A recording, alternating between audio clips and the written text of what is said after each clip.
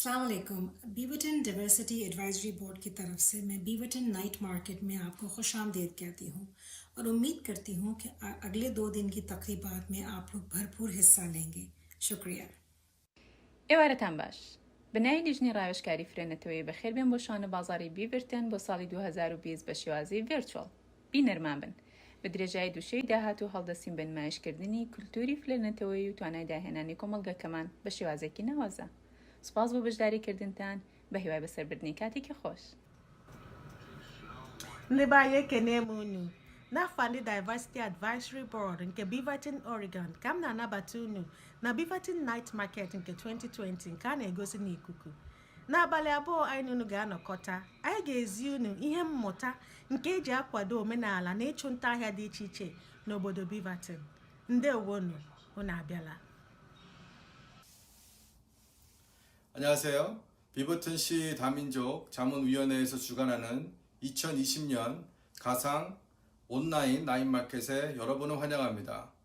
앞으로 이틀간 오셔서 온라인상에서 진행되는 여러 커뮤니티의 문화와 음식을 경험하시고 다른 소상공인들과 소통하는 즐거운 시간이 되시길 바랍니다. 감사합니다. سلامی چو بوی خوش آشنایی بدان مردم دیده روشنایی درودی چو نور دل پارسایان بدان شمع خلوتگه پارسایی بنده ملیحه هستم عزیزان. امشب و فردا شب برنامه فوق‌العاده‌ای برای معرفی فرهنگ‌های متنوع جامعه‌مون خدمتتون تقدیم می‌کنیم. منم مریم هستم. خانما آقایان، به شب بازار مجازی 2020 بیورتون از طرف Diversity Advisory Board خوش آمدید. ممنون از حضورتون. خوش بگذره. नमस्कार मित्रों, diversity advisory board की तरफ से 2020 के इस बीवर्टन वर्चुअल मार्केट में आप सभी का बहुत बहुत स्वागत है। इन 2 अगली रातों में हम आपके लिए अपनी ही कम्युनिटी से विभिन्न व्यवसाय के एक बेहतरीन समुदाय को लेकर आए हैं। इसमें हिस्सा लेने और आनंद लेने के लिए बहुत बहुत धन्यवाद। Jambo, kwa niaba ya Diversity Advisory Board ya Beaverton, ningependa kukaribisha sana ndugu zangu na dada zangu kwenye soko kuu la mwaka huu la Beaverton ambalo litafanyika kwenye mtandao siku ya tarehe 14 na tarehe 15 mwezi wa 8. Kutakuwa na watu wa kutoka nchi tofauti ambao wanaishi kwenye mji huu, watatuonyesha desturi zao, vile wanavyokula, vile wanavyovaa na vitu tofauti ambayo itatujumuisha pamoja. Karibuni sana. ನಮಸ್ಕಾರ. Diversity advisory ಬೋರ್ಡ್ನವರ 2020 ಬೀವರ್ಪುರದ ದೂರದರ್ಶಿತ ಸಂಜೆಗೆ ನಿಮಗೆ ಸ್ವಾಗತ. ನಿಮಗಾಗಿ ನಮ್ಮ ಸಮುದಾಯದ ಸಾಂಸ್ಕೃತಿಕ ಹಾಗೂ ವಾಣಿಜ್ಯ ವೈವಿಧ್ಯತೆಯ ಅದ್ಭುತ ಪ್ರದರ್ಶನವನ್ನು ಮುಂದಿನ 2 ಸಂಜೆಗಳಲ್ಲಿ ಹಂಚಿಕೊಳ್ಳಲಿದ್ದೇವೆ. ಬನ್ನಿ, ನಮ್ಮೊಂದಿಗೆ ಇದನ್ನು ಸಂತೋಷದಿಂದ ಪಾಲ್ಗೊಂಡು ಆನಂದಿಸಿ. ನಮಸ್ಕಾರ. Buenas noches. A nombre del Comité Asesor de la Diversidad de Beaverton, le damos la bienvenida al mercado virtual nocturno de Beaverton 2020. Tenemos una increíble muestra de diversidad cultural y empresarial de nuestra comunidad para compartir con ustedes las próximas 2 noches. Gracias por unirte a nosotros y disfruta. Good evening, everyone. On behalf of the Diversity Advisory Board, welcome to the 2020 Beaverton Virtual Night Market. We have an incredible showcase of our community's cultural and entrepreneurial diversity to share with you over the next 2 nights. Thank you for joining us, and we hope you enjoy it. I'm Anusha Neelam. I'm one of the members of the Beaverton Diversity Advisory Board, and I'll be one of your hosts for tonight's event. And I am Oswaldo Bernal, also a member of the Diversity Advisory Board, and I will be co-hosting tonight's event with Anusha. Thank you, Anusha. How are you today? I'm doing well. How are you, Oswaldo? I'm fantastic. It's a wonderful day. We would have rather be at Outside. the rounds Yeah. like every year, but unfortunately the times are different, so we have to do it virtually. It's our first time. Just hang on with us. We It's have gonna a be really amazing. good show going on, but before we get to that, I want to inform our viewers that you can actually interact with us. Just go to the City of Beaverton YouTube channel and you can ask us questions, ask any questions except how was the score for Barcelona today, because I wouldn't tell you. Para ver y chatear en español, vaya a la página de YouTube Beaverton Night Market ahora. Before we speak to our first guest tonight, Anusha, we would like to share a statement in support of Black Lives Matter on behalf of the Diversity Advisory Board. The Beaverton Diversity Advisory Board, as allies, raise our voices in solidarity with the Black Lives Matter movement. We are heartbroken and angered by the ongoing violence and racism towards the Black community. Our nation needs to dismantle systemic racism through continuous and open dialogue with our communities. We want to affirm our commitment to diversity, equity, and inclusion, and consider them essential elements of a vibrant community. We welcome open and peaceful dialogue from our community so we can help create authentic change in our city. Thank you for allowing us to share that statement. Now, we're really excited to talk to our first guest tonight. So please welcome Lucy Lee of Jasmine Gift Shop. Hi, Lucy. Hi. Hi, Lucy. Welcome. Thank you for joining us. Thank you. So you're a longtime participant of the Beaverton Night Market, and your hacky sacks have always been a huge hit. So how did you get interested in hacky sacks? I started to play hacky sack since I was a kid. So I just feel like I like it, so I just keep doing it. That's amazing. Very nice, yeah. I have always been interested about this because I really was not familiar with hacky sack until I actually came here to the United States and I saw people playing out on the street. They're very colorful, they seem to be really well made, but I'm curious about one thing. Are there actual rules to play?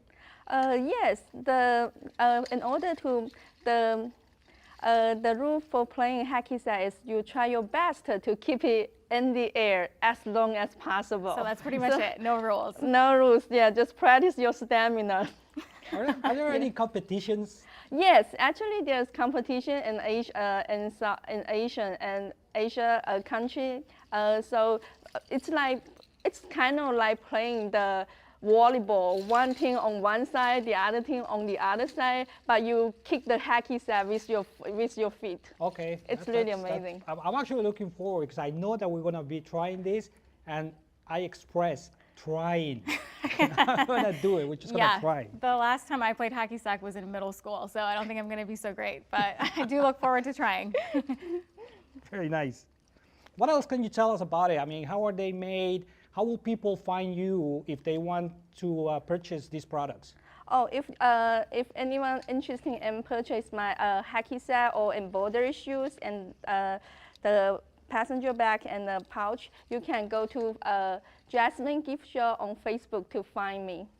All right, I think, Anusha, what do you think? Yeah, Shall we let's just try it get out. up and try this out? Yeah, let's do it. Show us how it's done, Lucy. Okay. All right. This is what that's why we're here tonight, because we want to make this a lot of fun. I'm going to wear my mask just in case. All right. All 6 right. feet apart. All right. How do you do this? Hola. Hola, Lucy. ¿Cómo estás? Muy bien, ¿y tú? Muy bien. Vamos a jugar hacky sack. Yeah, let's do okay. it. I'm going to practice my soccer skill. There you go. Oh. There you go, Anusha. Oh! Nice. Good job. You didn't know this, but I was practicing last night. No, that's awesome. Yeah, let me serve you this time, Right. Anisha. Okay, 1, 2, 3, ready. Good. This is not as easy as it hands. looks. But, you know, Well, let's do it one more time. Yeah? Okay. Okay. Oswaldo? I will serve to you, okay? Yeah. Oh. Use your head. Use your head. Use my head, right? Yeah. use your This head. is Oh, we incredible. Like, Look at all those feathers, those and nice the feathers colors and everything. Yeah, This it's is amazing. Do you want to show us some of your tricks? I know that you've got a master kick that you Yeah. wanted to show us. Yeah, okay. Yeah, I'm going to we'll do go it. take a seat. And do you mind Let's giving me a favor and Here. put this beautiful hand Yeah, we set? can hold This on is to it. very nice too. Let's Yeah. see.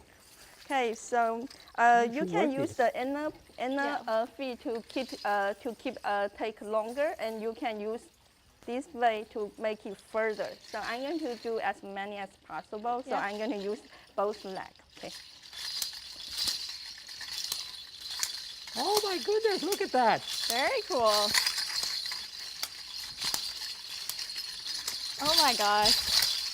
Oh, Oh, that's incredible. that was nice. You know what? If we were live outside, everybody will be clapping, but I'm sure you're getting a virtual clap. Yeah. Yes, All thank right, you. Lucy, This is awesome. that was fantastic. Okay.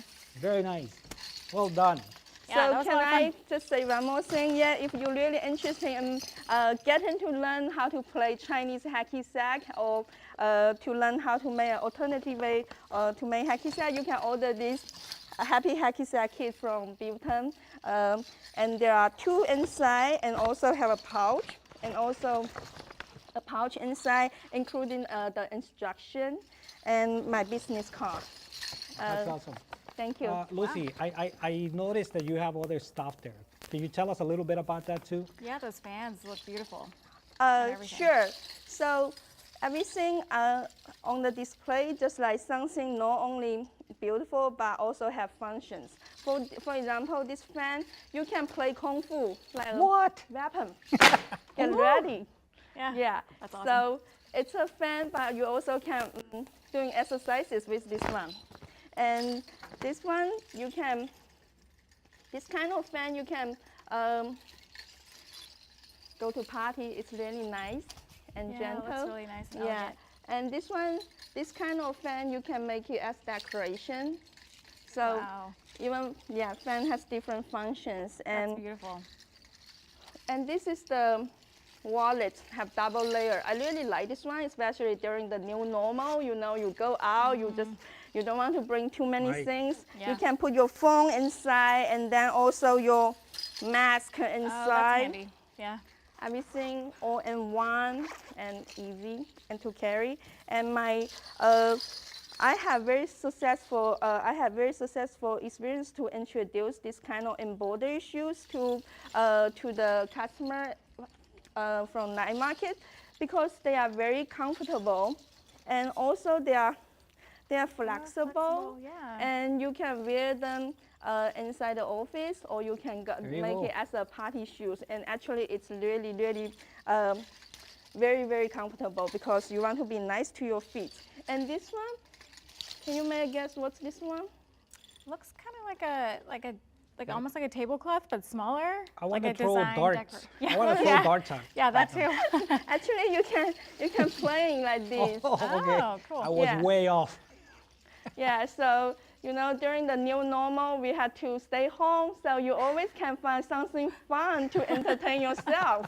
That is nice. Yes. Yeah, that'll keep me going for a while. Yeah. Amisha, I think amazing. we have a question from one of our viewers. We do, yeah. Thank you for reminding me. So one of our viewers wants to know, what is your record for keeping the hacky sack in the air? It's like over 100, like 105. 105. Yeah. Wow. My goodness, great. And I thought Leo Messi was good. No, that's amazing. She's It great. takes a lot of year of practice, and I think because I really enjoy it, so I'm willing to do it every day. And even my children, they are now 7 and 9 years old, they play with me. And this is part of my Chinese culture, and I mean, I use my little action to show them it's fun to keep the culture alive. Absolutely. Absolutely. You were that's- telling us, or you were just about to tell us where people can find you if they want to support your business.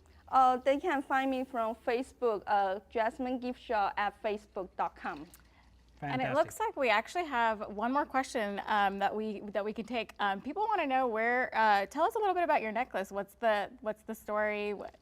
Just tell us a little bit more. Oh, so this necklace is this is whole costume come from my hometown. My hometown is in southern part of China called Sanjiang. So Sanjiang means the three rivers meet. That's a place 3 rivers meet together. And so this is the necklace we wear to celebrate the New Year, celebrate the harvest. That's great. Yeah, that's It great. is truly a really nice necklace. Yeah, Very it's nice. beautiful. Thank you for Well, those stories. Thank you so much for joining us today, Lucy. We enjoyed talking to you and we enjoyed learning about your products. Thank you so much. Yeah, Thank thank you you for so being much. here. enjoy the Beaverton night market. Yeah. And one really quick thing to our viewers, please, if you have the time, if you like to purchase one of these items, one of the purposes of the night market is that we are trying to help out small businesses, people like Lucy who just want to get ahead and make it for themselves. So please support these businesses. Thank you again for being with us. Yeah, we appreciate it. It was truly a pleasure. Thank you so much, Lucy. All right. That was fun. That was truly fun. It was a lot of fun. I want to get one of the hacky sacks in practice now. Yeah, that's awesome. So what do we have next, Anusha? I think we have something really cool coming up. Yeah, so for our next segment, our producers went out into the community to speak to some of our local artists and our entrepreneurs to learn more about their work, their culture, and their lives. So let's check out their visit to the Spice of Africa restaurant and the conversation that they had with their owner, Wambui Machua. Let's do this. Yeah.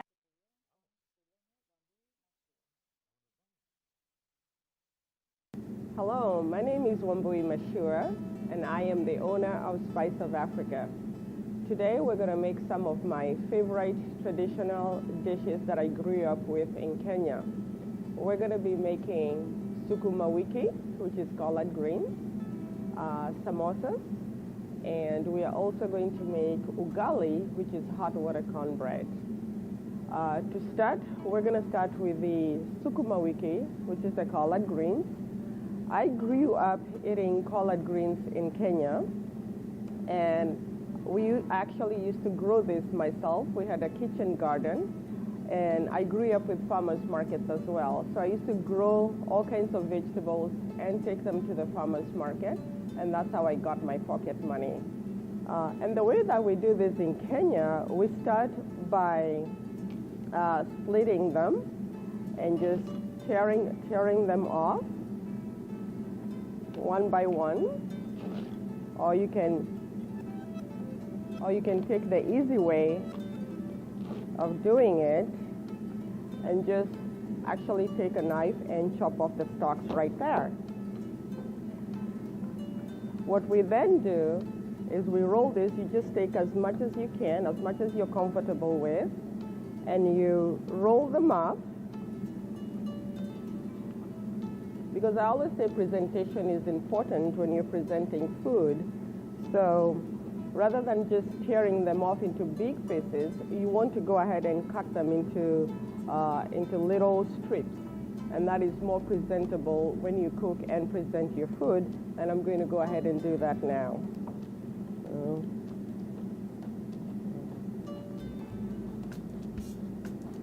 This is a long process, especially if you do catering like I do when you're cooking for about 200 people.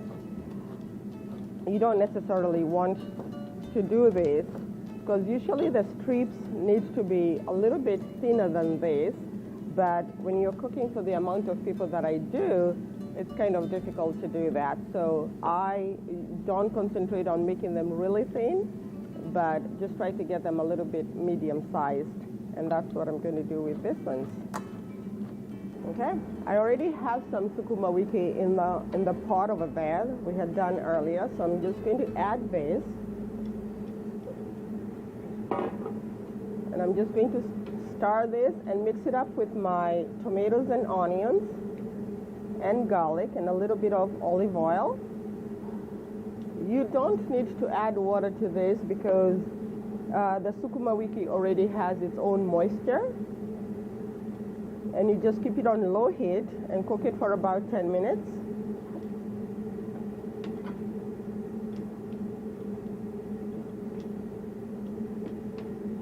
And it should be ready to enjoy. Next, we're going to be making samosas. Samosas are an all-time favorite in Kenya. I grew up eating samosas. But the difference between here and in Kenya is that in Kenya, I had to knead my dough by hand. And since we don't have mixers, and I grew up without electricity, we couldn't have a mixer. At that time, I didn't know what a mixer was. So we had to knead all our dough by hand. But since I'm here in Portland now, or in Beaverton, What I do is I use my egg roll wrappers. These are egg roll wrappers, and this is what I use as my shell. And today I'm going to be making ground turkey samosas. A lot of my customers who eat meat actually don't eat red meat. So I choose to use ground turkey, but in Kenya we actually use ground beef. Next, we're going to mix it up with some onions. These are raw onions and cilantro, and they're not cooked. We use, these ones are usually put in raw, but the ground turkey is. And then we have a little bit of seasoning salt. So I take all that and I mix it all up in here together to create my filling. And a little bit of my seasoning salt. And I just mix it well. Now, the trick with making samosas this way comes in the folding. You have to fold your wrap properly, otherwise you get some real interesting shapes. And I call this African origami, and you will see why in just a second. And this is where the trick comes in now, is in the folding of this. You want to fold it into a triangle and make sure that the flash line over here is facing your belly button. And then you take your right hand, the flap on your right hand side, and you bring it over to your left, and you do the same thing with your left. The flap, you bring it over, and you're creating a nice little cone, just like that. This is where you use your water as the glue, because you're going to seal the one side, which is on the right-hand side, depending whether you're left-handed or right-handed. I'm right-handed, so I normally seal the right-hand side. And you just dip your water, just a little bit of water, not too much, because this is flour. It does get sticky if you use too much water. And then you just push down firmly, and you have a nice little pocket. And right in the middle here is where you put your filling in. Make sure that you don't overstuff it, just enough. And what I normally do now is I push down with my index finger, just to make sure that you have a tight little pocket. And then you fold it over. Now we call these two the little ears. We don't do anything with those. We just leave them open just like that. Some people try to tuck them in and try to make it look nice and pretty, but that just gives it a totally different shape. And then you take the first flap over here, you dip your finger in water, and you just put a little bit of water right there, and you bring it over. And the second flap, not too much water, and right on top, and you have your nice little triangle. That's your samosa. So the next step is putting these samosas into either our pot or deep fryer. In this case, I have a small deep fryer, and I put about 6 of them. Make sure that they fit in comfortably so that they are not on top of each other. So about 6 should be able to fit in. And I've already preheated my oil, so it's at a temperature that when I drop them in, it shouldn't take too long for them to be a golden light brown color, which is the desired result.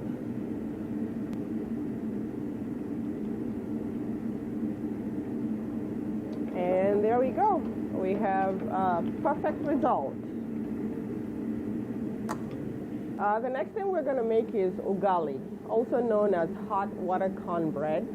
A favorite in Kenya. It's eaten with the sukuma wiki that we just made. And the reason why it's such a popular dish in Kenya is because there are a lot of families in Kenya who don't have the budget to buy meat products. You know, beef, chicken, lamb might be a little bit more expensive. So when you combine ugali, which is the hot water cornbread, and the sukuma wiki, collard greens, that serves as a filler that can stretch your week. And there's a reason why it's called sukuma wiki. The name loosely translated means push the week. So when you make ugali and sukuma wiki, you're extending your week because it's a filler. I'm just making a small quantity, not a large quantity. Do that. And this is a dish that we reserve to make last because it goes really quickly. It only takes about 5 to 10 minutes to cook. So, and you have to stir it really quickly once you get started. Reason being is you don't want any lumps to form. The tool that I'm using today is called a moiko. I had to specifically bring this in from Kenya in order to teach my cooking classes. I used to use the bamboo spoons, and they used to break on me. And so I had to bring in my own moiko in order to be able to do this. Make sure you keep it on the fire just like that. Let it cook within itself, and essentially right now it's ready. So you get in and you flip it, and you have your ugali. So here, today we have prepared the ugali, the sukuma wiki, and we had pre-prepped some lamb stew that goes this. So this is a complete dish of what you normally would eat in Kenya, especially the ugali and the sukuma wiki. As for the lamb stew, you can use chicken, or you can use other vegetables, or you can use beef, and that all goes together. And remember, we said that ugali gets its flavor from the dishes that you eat it with. The other dish that we made were the samosas, and samosas come with a side salad, or they go very well with our chai. That's the Kenyan tea that has milk in it. So for any of these dishes, please come see us at Spice of Africa. We are at 722 Southeast 10th Avenue in Portland, and that's between 10th and Morrison. And you can also check out our website, which is spiceofafrica.com. Thank you. Well, that food looked delicious. It sure did. And actually, those recipes didn't seem to be that difficult to make, right? No, I feel like I could make them. So I almost took a bite of the screen as I was watching. Yeah, Not that I'm hungry or anything, but they just look really delicious. But let's introduce our next guest. We're very excited about this because there's some really good story behind this.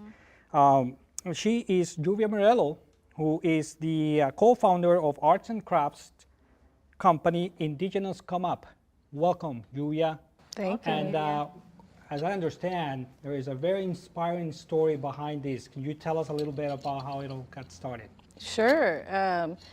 So a few years ago, I was working at NAYA, the Native American Youth and Family Center, in a foster care program, and I created the foster care craft booth in that program, where the youth would make crafts and we would sell them at local powwows and markets, and the youth would be able to make a little extra income and then just be creative. And so when I quit that job and the program kind of fizzled, one of the youth that I worked with in that job, Chance Starr, and I continued to be creative after just, she was 21 at the time, and we saw no reason to stop being creative together. And so we continued to make crafts. We talked about starting a business, and 2.5 years later, we're still at it, and we were really proud of what we've done.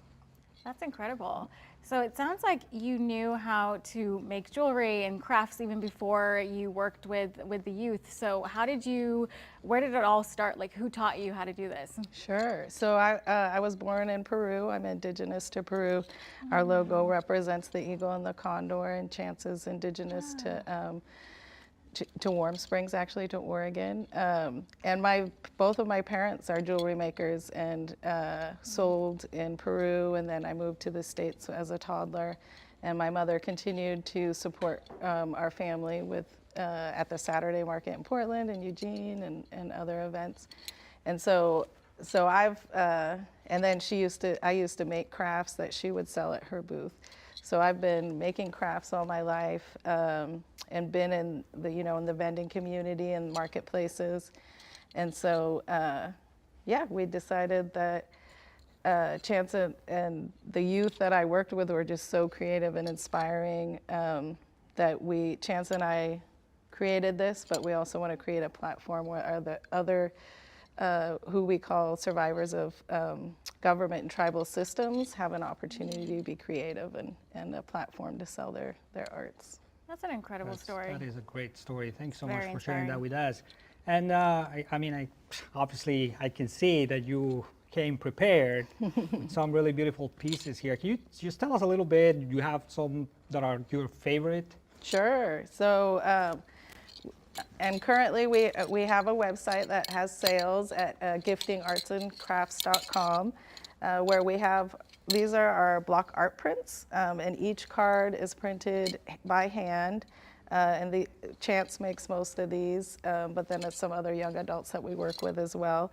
Each one is signed on the back, and there's texture on the card and everything because it really is hand printed. Wow. And each very unique, each its own. So we have our cards and then our larger prints. We have our logo merchandise, like our T-shirts and our enamel pins and keychains and necklaces, like the one I'm wearing. And then the world's largest array of jingle earrings. So jingles you would normally see on a jingle dancer's dress. We have pictured here, and there'd be hundreds of jingles on one dress. But we make earrings out of them. So they make this lovely sound when you walk around, but we also, because some people are sensitive to the sound in their ear, we also make a style that has nothing in it that doesn't make a sound. That's awesome. But copper, silver, gold, any color you can imagine. On our website, we have a few varieties, but we do custom orders, and when we sell in person, we have more varieties than you can imagine. What's your website? Our website is giftingartsandcrafts.com, and gifting is a term that is used in a lot of indigenous communities when you give something away. Okay. Awesome. Well, I'm going to have to get myself a pair. I'm clearly a huge fan of earrings. So, so before we wrap up here, tell us a little bit about what's next for you, what's next for your business. Sure. So one day, Chance and I want to have a community center where, our doors will be open to survivors of government and tribal systems to come in and be creative and really give that space where people can really start thinking about entrepreneurship and what it means to own a business and be an entrepreneur. But our next kind of closer campaign and goal will hopefully be to have a campaign for our jingle earrings, where we are going to try to reach out to as many jingle dancers as we can to custom make a pair of jingle earrings to go with their dress and get some pictures and really be able to teach the community of what the jingle is. That's awesome. Oh, that's great. I think we have a question from one of our viewers. Thank you very much for sharing those with us. That's the whole purpose of this, that we all can Please interact participate with us. one way or the other. But Yeah. I think they like to know, what are those earrings made of? Sure. So they originally, jingles were tobacco lid tins that are the tops of tobacco cans that people would collect. So to make a jingle dress would take, months and months of collecting these tobacco lids. But now jingles are made for the purpose of jingle dancers. But we actually only use native-made jingles. These are the only native-made jingles that we could find, Anishinaabe Bimishimo jingles. And so we exclusively now use those jingles, and we're really excited. It's actually pictured in our little sign there, but we're really proud to support other indigenous businesses anywhere we can with ours. And so, yeah, so the earrings are super light because it's mostly tin that the actual, and then coated with a different color. And then these ones are red that we have seasonally in honor of murdered and missing Indigenous women. That's awesome. I think we have a couple other questions. Yeah. Sure. You're getting this going. Everybody's excited about that. Yeah, absolutely. I think there's actually one very important question here. What age of youth do you work with to make these products? Well, currently it's mostly young adults, but then we've also worked with some. I'm 40 with some other adults my age, so we're really trying to create this community of kind of intergenerational creativity. But we also organize the Portland Indigenous Marketplaces that have also gone virtual. The next one will be August 28th, so you can find us on Facebook live on August 28th. But in that community, we actually work with elders to even younger than young adults, and everybody's families. And so we really try to work with kind of everybody. So we're going to take one more question from the YouTube chat. So one of our viewers wants to know, is there a meaning behind the sounds that those jingles make? Sure. Well, the story about how kind of the jingle dance came to be was a father was really concerned about his sick daughter, and he had a dream about the jingle dance, the actual movement that the dancers make, and then the sound. And so the legend is that between him and his wife, in his dream, they made the actual thing, the actual dress, and people, women, dance the actual dance, and it was a healing dance Speaking of dance, another question here is: how many dancers, and then do you teach? Oh, I wish. Yeah, I'm personally not a jingle dancer, but I do know many in the community, and I know, actually, the young lady that makes the jingles, the Anishinaabe Bimishimo jingles, is a jingle dancer. And you'll find jingle dancers in most Northern American tribes, but not all. Okay, well that was amazing. Thank you so much for sharing your story and your culture. We really enjoyed talking to you, and we loved having you here, so we appreciate it. Great, and we have information on all our sites about the history of the jingles and everything. Absolutely, Fantastic. So check that Thanks out. so much, Yeah. Julia. We really appreciate you being here with us. Again, if you can support this small business, please do it. Your website, just one more time. giftingartsandcrafts.com. Go check it out. Excellent. And Yeah. thank you very much for sending your questions, participating, engaging with us. That's the purpose of this. We really appreciate that. Just a reminder for our viewers, if you want to interact with us, you can go to the City of Beaverton YouTube page and send your questions. Para ver y participar en el chat en español, vaya a la página de YouTube de Beaverton Night Market ahora. Now, we have a special treat for all of you. Regular participants of the night market know that we have performance artists that take the stage throughout the entire weekend. This year is no different, so I'd like to introduce our first performer, our first performer of the weekend, the Ecuadorian musician Nelson Salazar. All right, Nelson.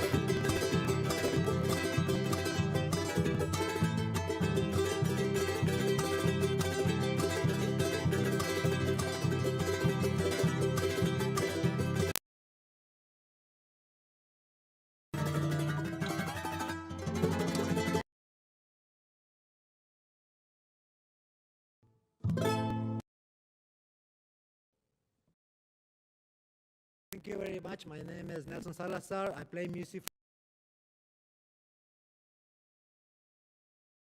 for America. The instrument that I just play right now, it calls charango. It has 10 strings, the same, which in the beginning when they started making the instrument, it was more like they make like a little joke about the instrument. The Spanish people got to South America, which is, and if you see, it has a similarity of the viola. When they make a joke at the beginning, so they didn't work with wood. So at the beginning they had an that was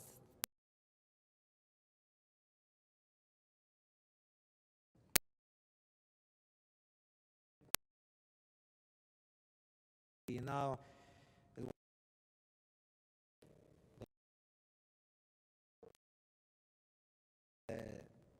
It's natural from South America. I'm not saying from Ecuador, Peru, Bolivia, or any other place. South America, the Incas, they create the instrument.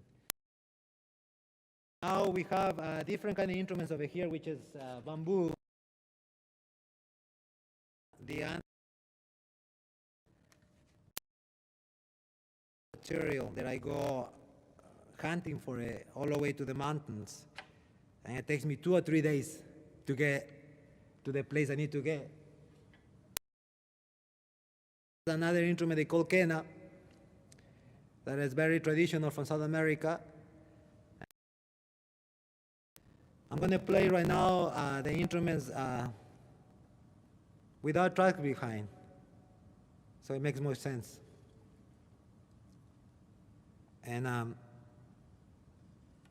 most of the music that I play is traditional, and we actually use the music more for festivities or sometimes for thanks the earth when they give us the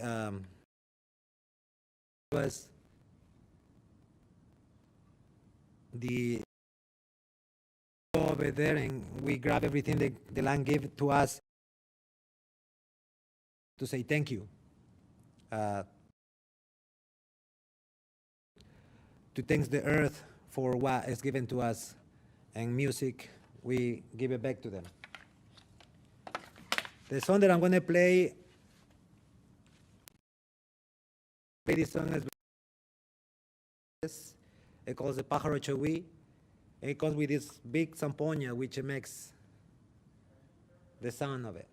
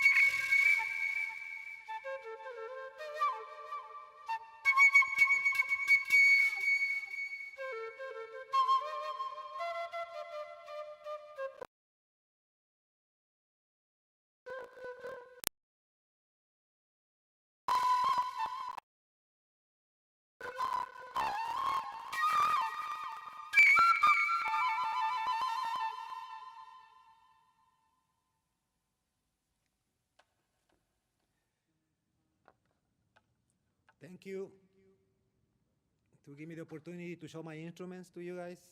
I really appreciate it, the moment that I give to give this to you. I have more. I have more time. I need 2 hours. I need 5 hours. Today, nowadays, we not hug. We can hug. So this is the way I say. Very much for everything. I appreciate it. Ayahuma. Thank you. Absolutely nice. Beautiful music, wasn't it? Yeah, it was incredible. I've never heard anything like it before. And actually, you know what? Right now, I'd like to take a moment to say hello, familia, los amo. Gracias por apoyarme. Sé que están mirando. Están en mi corazón. ¡Mua! It's fantastic. We have an international audience, actually. We do, yeah. You know, we've got some people tuning in from India. It's amazing. Colombia. Yeah. Hey, Colombia. Very nice. So what can you tell us about our next video? Well, so now we're going to move from South America across the globe to the Himalayas. Our producers visited with Kiki of Himalayan Dumplings, who shares her process for making Tibetan dumplings that she grew up with. So let's go check it out.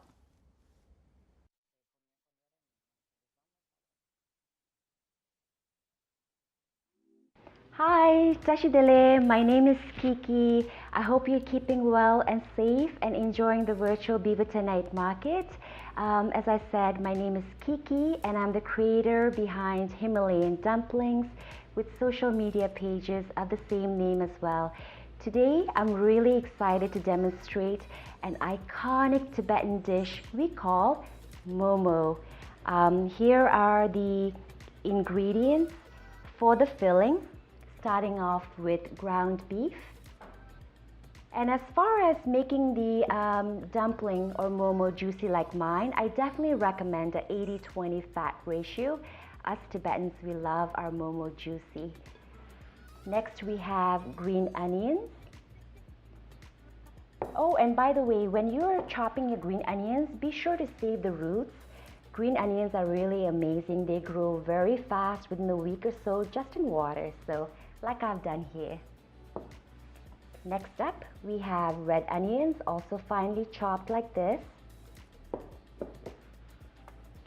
A little bit of garlic. Some curry masala or powder to season the filling. And lastly, good old salt.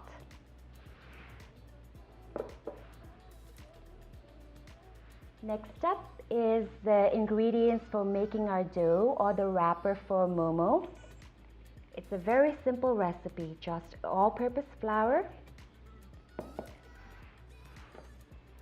a little bit of vegetable oil to tenderize the dough. Any kind of oil or fat helps tenderize dough in general, whether you're making empanadas or momo like we're doing now. And a little bit of warm water to make the dough. When I started the pop-up Himalayan dumplings, it was not a result of some long-term strategy or anything on my part. It was a very spontaneous reaction to seeing how other underrepresented cultures were celebrated at the Beaverton Night Market 4 or 5 years ago when I visited the market as a guest. When I saw how powerful food can be in celebrating representation, especially of the smaller communities, that's when I decided to showcase Tibetan food and start what we know today as Himalayan dumplings. So it's more than just food. It really is about celebrating representation and using food as a medium to tell our Tibetan story. So now we're going to start mixing, and then we're going to mix this really good, like this, using your muscle, get a workout. And after we mix it, we're going to let it sit and marinate. So all the meat and the fat soaks up the seasoning that we added, along with the onions, both the green and the red onions. Okay, now we're going to let it sit to the side while we get started on our dough to make the wrapper for the momo. When I first came to the US, I was so consumed in trying to fit in and how do you say it? Let go of my accent or any markers that indicated that I was not from this country. So just like I had in the past where I grew up, I wanted to fit in my host countries as a Tibetan refugee, I felt that same urge. So when it comes to cooking, I did not have any desire to eat or try to learn or cook Tibetan food. I wanted to eat everything American. So that's what I did for the first many years. I was very interested in trying all American food. It wasn't until I became a parent, a mom, that's when I realized I found myself kind of naturally gravitating towards food, cooking as a medium of exposing my half Tibetan children, half Tibetan, half Cambodian children to the Tibetan culture. All right, so now that we're done with the filling and we have left it to the side to marinate, we're going to start off and make our dough for the momo wrapper or the Tibetan dumpling wrapper. So we have all-purpose flour. Going to add a little bit of oil to tenderize the dough and make the wrappers nice and soft. The most important thing about making dough for the momo wrapper is to pour the water slowly. So that way you don't make it too mushy. I don't have an exact, or I rarely give an exact measurement for how much water to put, is because even though everyone might use all-purpose flour, even within the all-purpose flour, depending on the brands, the absorption rates can vary. So I might give you the exact water measurement for what works for me. It might not necessarily work for you.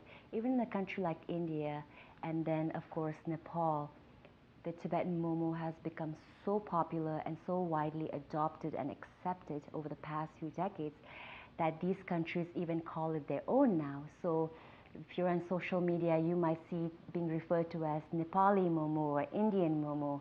In some ways, originally it is Tibetan momo, And as a Tibetan, you look at it as, okay, it originally is Tibetan, but the fact that our host countries are calling an iconic Tibetan dish as their own is a reflection of just how long and how far Tibetan refugees have come outside of Tibet.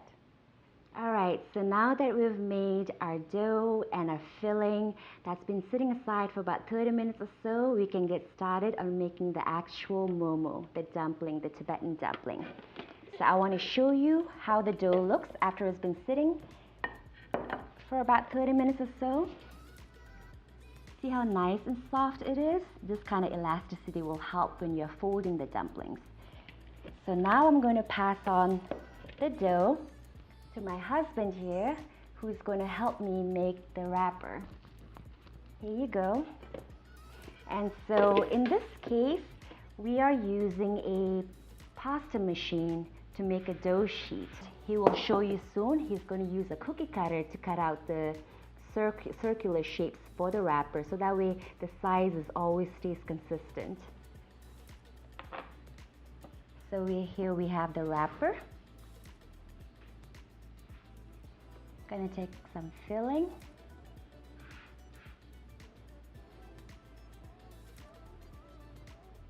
You see how I'm holding my wrapper?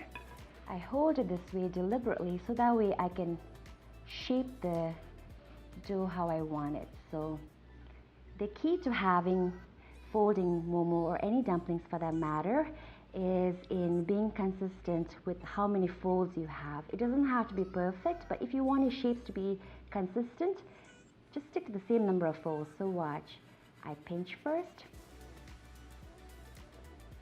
pleat, second pleat,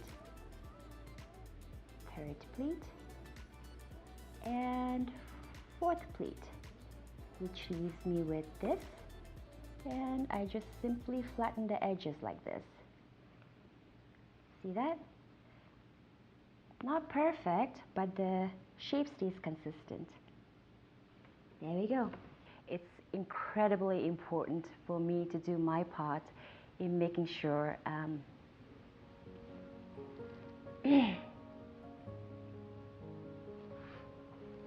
that the stories of my grandparents and my parents are not forgotten. I feel very privileged in many ways in having lived in Nepal and India, and though never having the full rights of the host countries, citizens of the host countries, and now coming to the US and being a citizen and a registered voter and having the opportunity and the right to vote, I feel very privileged to have the freedoms that I have today, being a US citizen, freedom to movement, freedom to speech, freedom to practice whatever religion I want. I feel very privileged because many Tibetans, all the Tibetans living in Tibet, have had that right taken away for decades. We're talking about 7 decades. The struggle continues. It's a long struggle, and probably a struggle that will not be resolved, unfortunately, very soon, given how powerful the Chinese Communist government is. But nonetheless, regardless of how powerful any country or government is, I think what they fear most is hope. And that's one thing that us Tibetans definitely have, is hope. And that's what I want to pass on to my kids, maybe starting off with food. But there's a lot more than meets the eye. It's not just about food. It's about continuing the struggle. And if food is a medium of telling our story, then so be it. All right, so now that our water is boiling, we are getting ready to stack our momo and get them cooking. The number one rule in cooking your momo, or any dumpling for that matter, by steaming, is to make sure there's lots of steam. And in order for there to be lots of steam, you gotta make sure it's absolutely boiling. Here we go. Here are the beautiful momo. We're gonna stack them up. Make sure it's nice and snug, because you don't want any of the steam to escape. And we're gonna make sure the lid is on nice and snug. And I'm gonna set the timer so that I don't have to sit here and watch. So set the timer to roughly 11 minutes.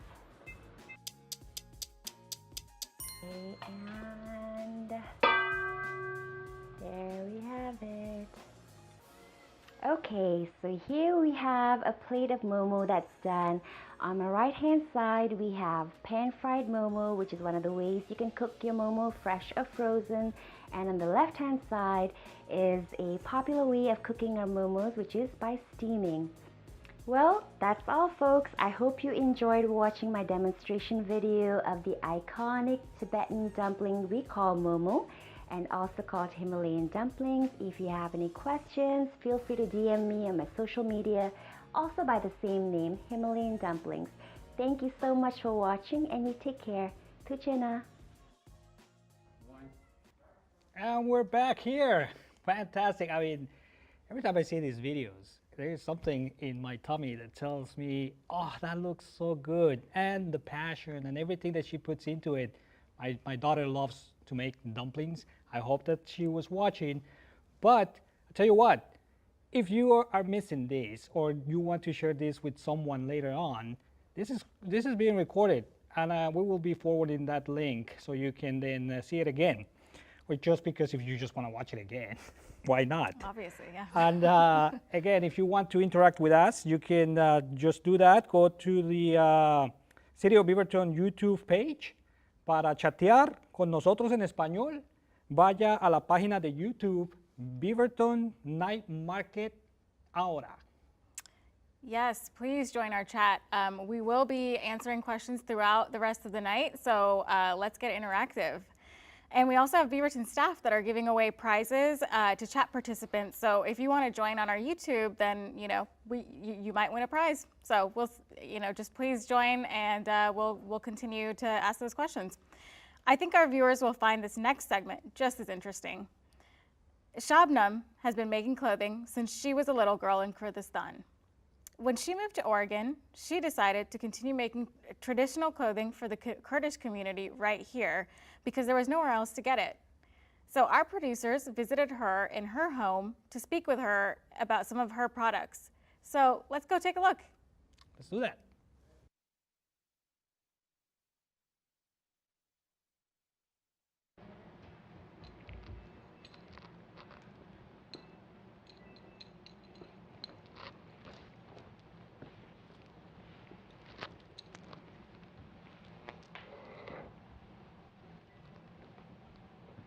I learned sewing from my mom, from designing and how to cut the fabrics, how to design, how to making a clothes.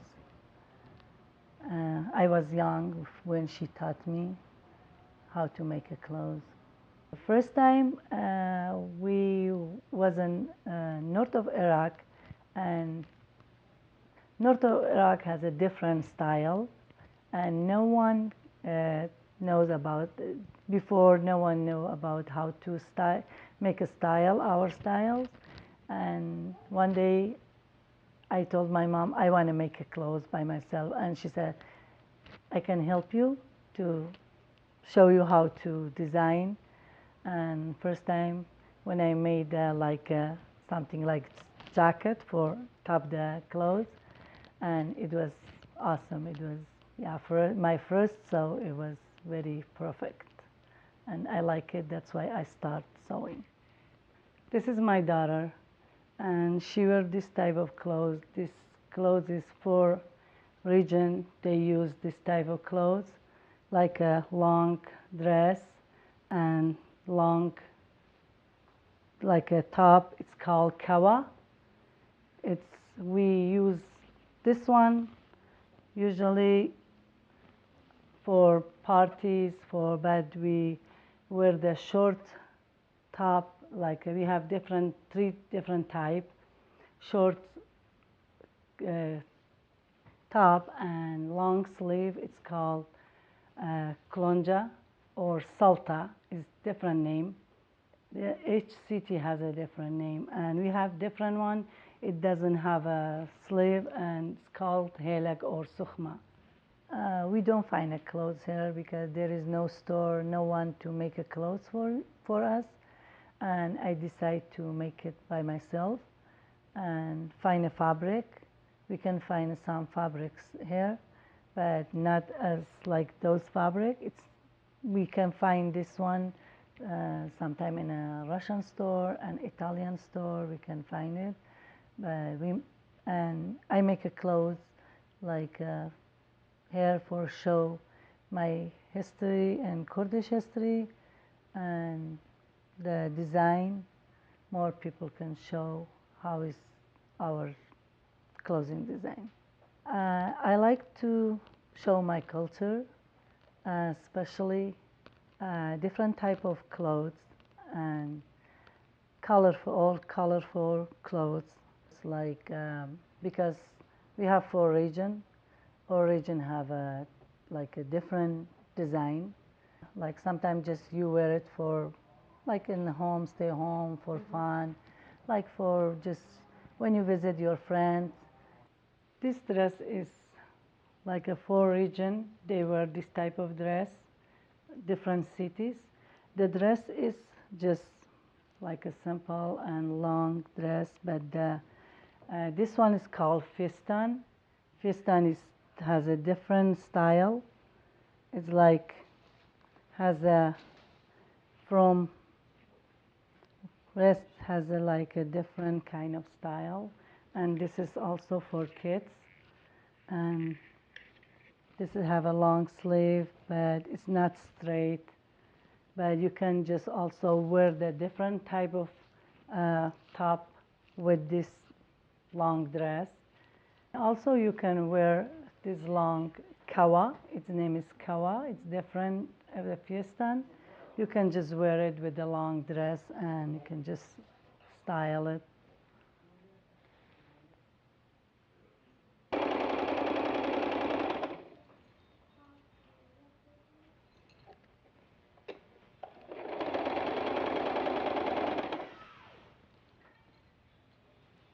This one is long dress.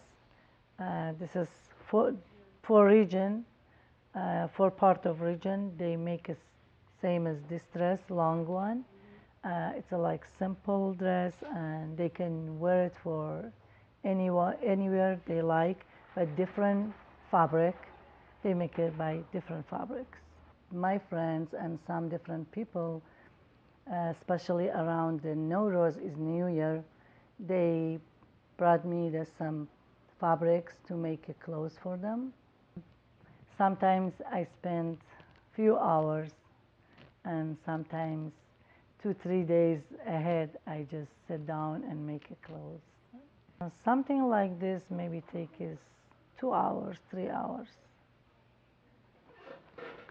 This is woman clothes popular in Kurdistan, all women and household women, and usually they wear this type of clothes. And for men it's same. They always wear this kind of clothes, and usually old men wear the top, like it's called jamana, and they wear this. And now young people is very popular for like they wear this top and they like it, and this is very popular in my country for old people. We have a Kurdish community here, but not big as Nashville, Tennessee, and Virginia is good community. We have a friendly community, and every year we make a party, like a New Year party, and some different parties. We join together for dancing and foods. Be like our kids be together, and they learn how is our traditional. And yeah, we have a good community here. And this one is like a different design, and because this one doesn't have a sleeve, and this is short sleeve, and like has different type of belt. And this one is very popular and old fashioned. This is very old fashioned for old women. And long time ago, like before everybody wear this type of hat.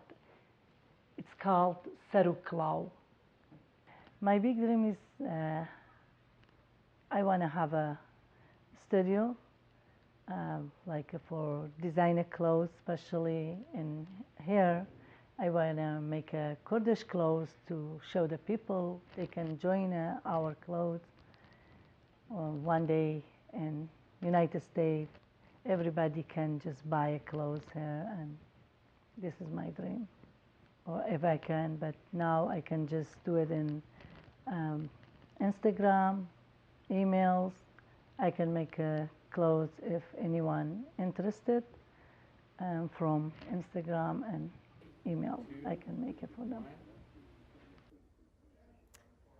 Those are such beautiful clothes. I'm obviously a huge fan of vibrant colors, so I loved how colorful and popping they were. That was awesome. Yeah, and a lot of detail that goes into that. Please, again, support these businesses. It's the whole purpose of why we're here tonight. And speaking of entrepreneurs, we have our new guest right now joining us, Carolyn Woody, owner of Lunar Cat Studios. And she's going to teach us and talk to us about origami. She is an expert. So just go get some scrap paper and get ready to do this. Yeah. So welcome, Carolyn. Thank you for joining us. Well, thank you for having me. Yeah, of course. And I know that we've seen you at previous Beaverton night markets, and your work has been super popular. But for our viewers at home that are not as familiar, can you tell us a little bit about your origami-inspired work? Okay. Well, I've been with the Beaverton Night Market ever since the very beginning. So I am a third-generation Japanese American. Origami is a Japanese art form. So did you know that origami comes from two Japanese words? So it's oru, which is to fold, and kami, which is paper. So put it together, and it's oru kami. And from that evolved origami, the word. So I try to utilize origami paper in different ways. I like playing with the colors. So I do some traditional origami folds and then a lot of more contemporary things. Yeah. That's awesome. That's great. Thank you for letting us know the origin of the word. That's I always like to learn those kind of things. So that's and awesome. I can see that you have some beautiful pieces here. Can you just tell us a little bit about it, Sure. please? So this is what I usually take when I do a booth at a market. So up here, I have magnets that I back with origami paper. So I have large magnets and mini magnets. Down here, I have some cards that I make with origami papers. These here are modular origami. So the flowers are actually made out of 5 pieces of paper each. So I have to fold 5 pieces and put them together. And then down here, I have some pens that I embellish with a little bit of origami paper in there, just to give them, that way you know it's your pen when you buy one. That's cool. Yeah. And then I also have some origami angels that I have here, which I sell year round, because of course everyone needs an angel. And I like them because they're so colorful. And then down here, I have what I call my origami jewels. And those are just miniature origami figures I put on glass. And they're just something fun, colorful, a nice little decoration. And then here is what I call my maki origami. And I call it maki origami to emphasize the curls. So this is another modular origami that is made out of 18 pieces of paper that are folded and curled and held together only by the curls, so there's no gluing involved. So those are just a few things that I do. Oh, one last thing. Up here, these origami map shirt ornaments that I make out of real maps and atlases. And they've been very popular. Very cool. That's awesome. So how long does it take you to make one of those? I'm sure it varies a little bit. It does vary a bit. So like these, the maki origami will take me an hour, but some of the more simpler things only take a few minutes. And I can go through folding an origami cat. So if people out there have their little sheet of paper, yes, please. You want to take a square. I'm gonna try fold my iPad. See if it works. So you want to take a piece of origami paper. This one has a colored side and a white side. Okay.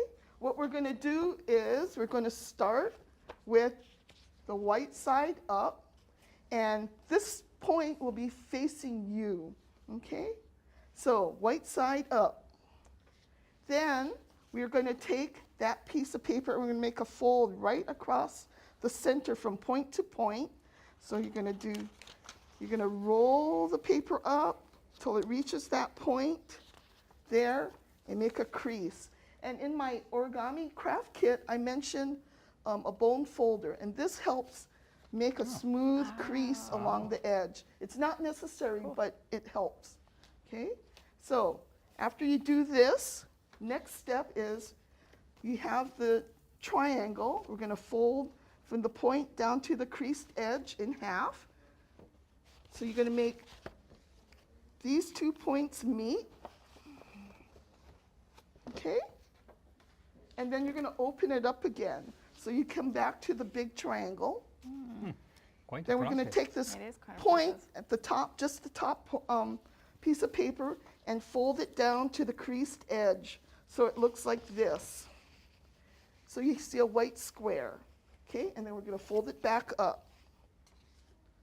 Next, we're going to take that and just the top 2 layers, we're going to fold it to that crease we just made. So right down here, so it looks like this. Okay, now this is the hardest step, but it's not that bad.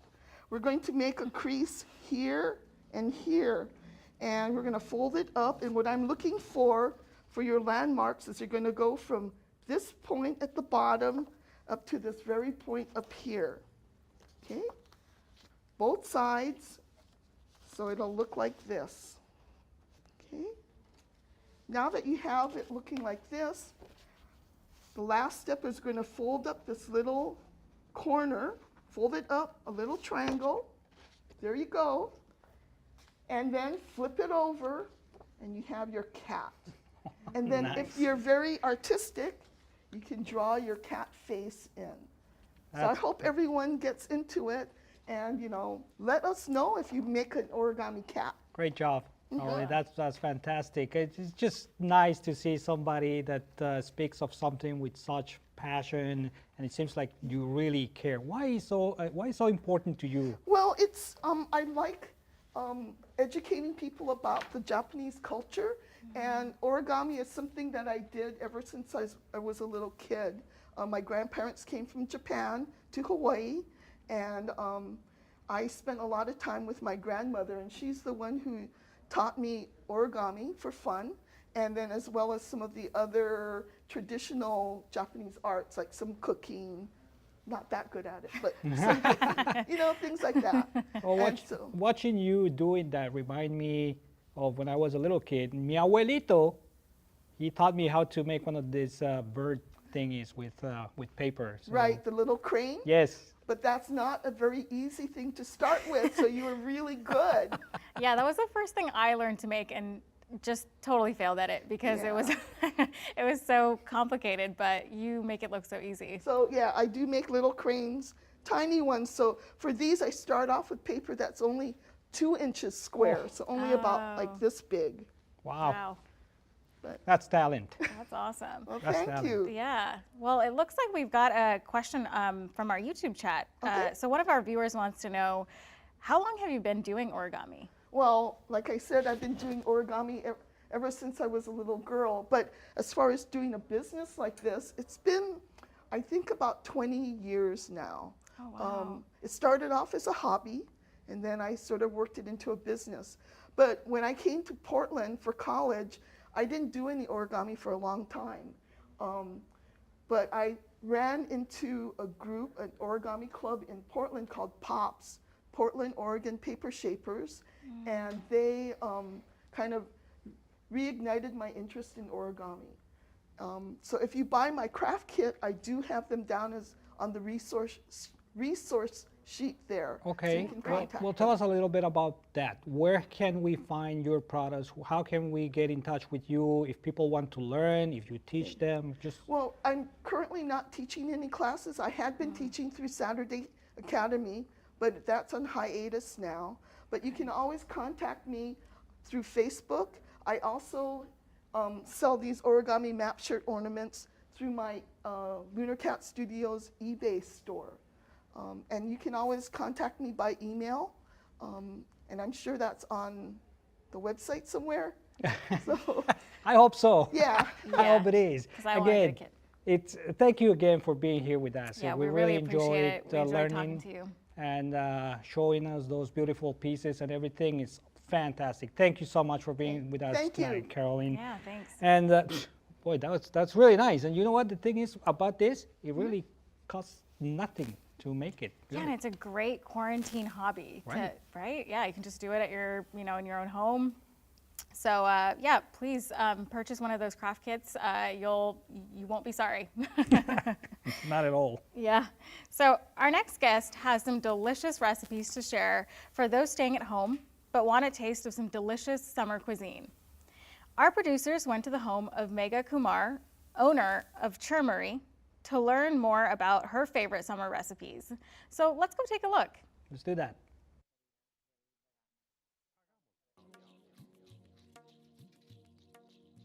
Ellarigu namaskara.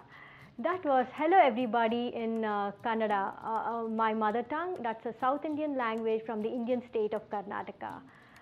Thank you for watching me and other vendors today at the Beaverton Night Market 2020. We are so honored to be here. Today, as part of from Churmuri LLC, I'm going to be showing you three dishes. All of them are summer Indian summer favorites. The first dish is going to be paneer tikka.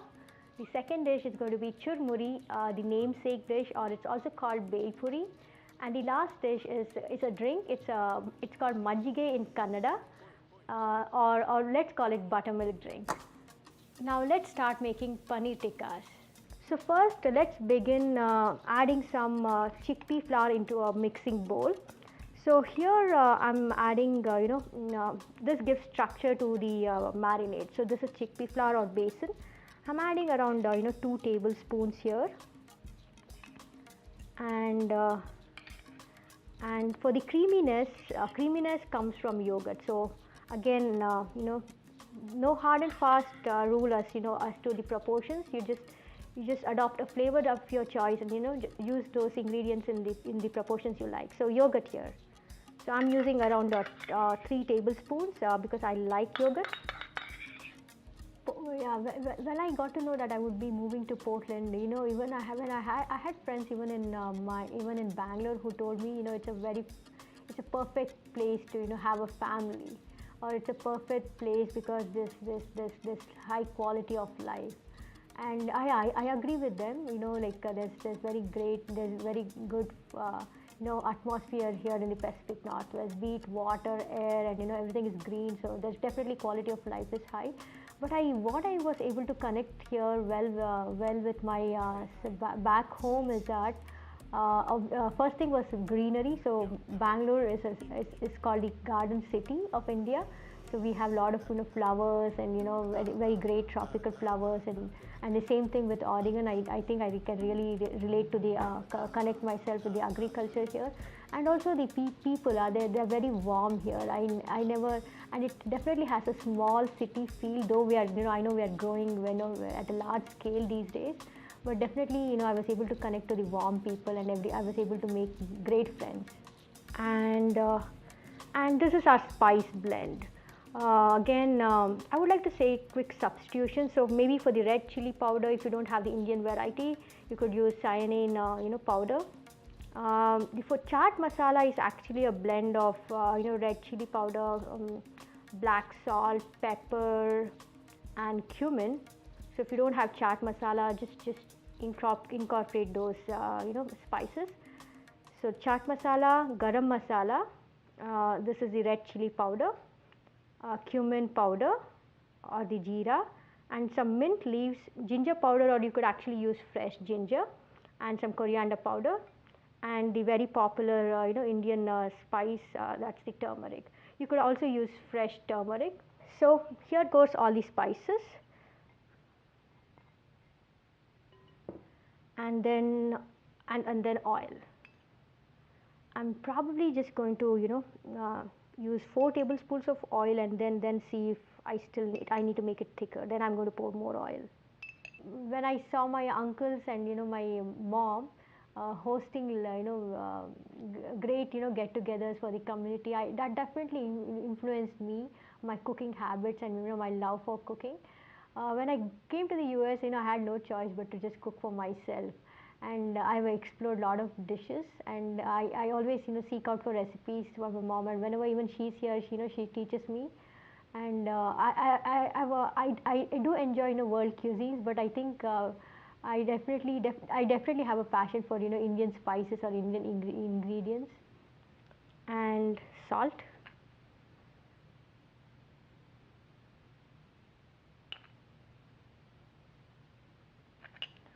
and freshly squeezed lemon juice. I think that should be good. And then probably you're going to use my hand to mix this well.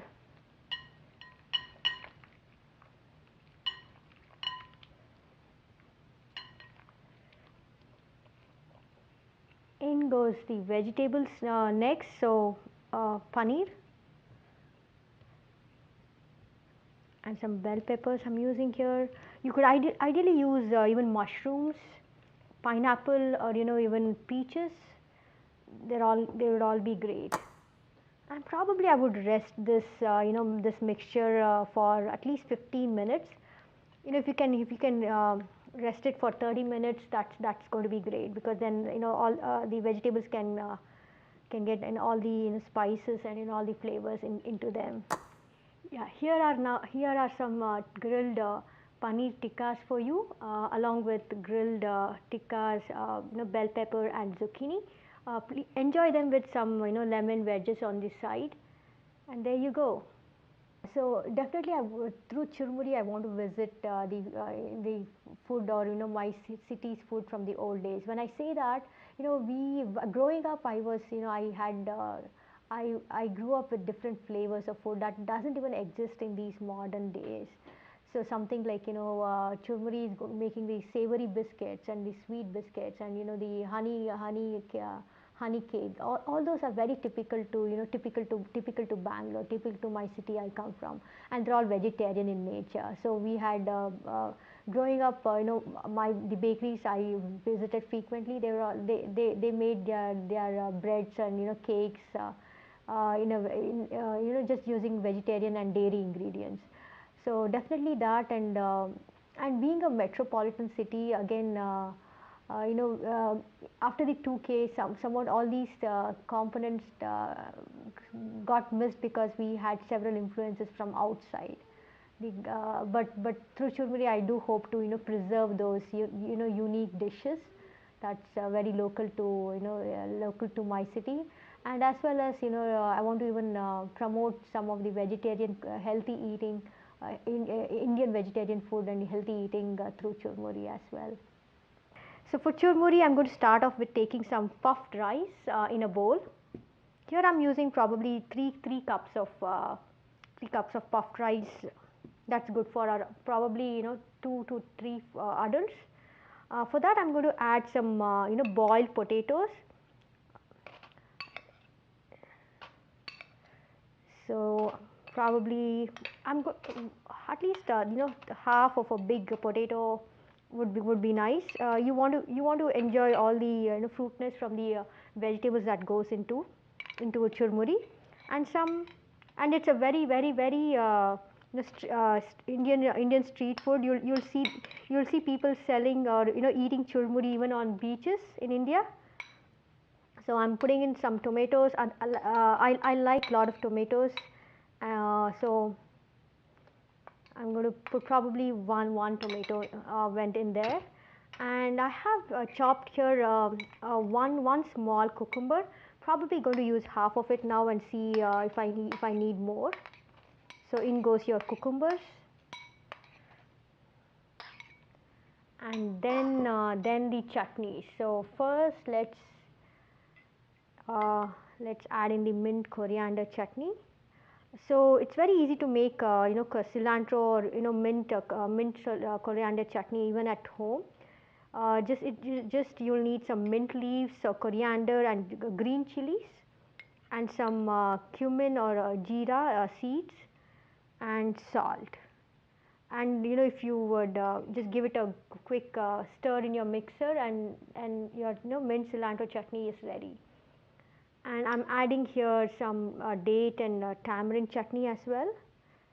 So let's start with 2 tablespoons and see how it goes. And that's it. So now I'm going to add some salt and mix them all together. Isn't that easy? Mix them all together. It's best if you can use your hands, but I'm just going to first use my spoons, and then I would top it off with some save. This is the chickpea snack I mentioned earlier. So this is some save. It provides the crunchiness.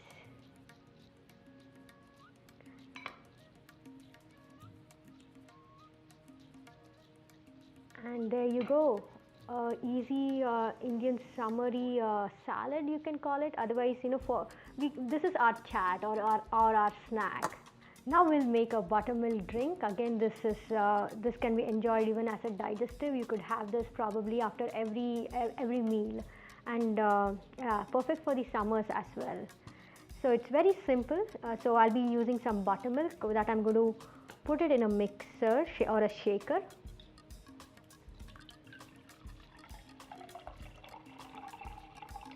Okay, and I'm going to add in some cilantro. Yeah, you can be generous of cilantro and and ginger and curry leaves that I'm using here.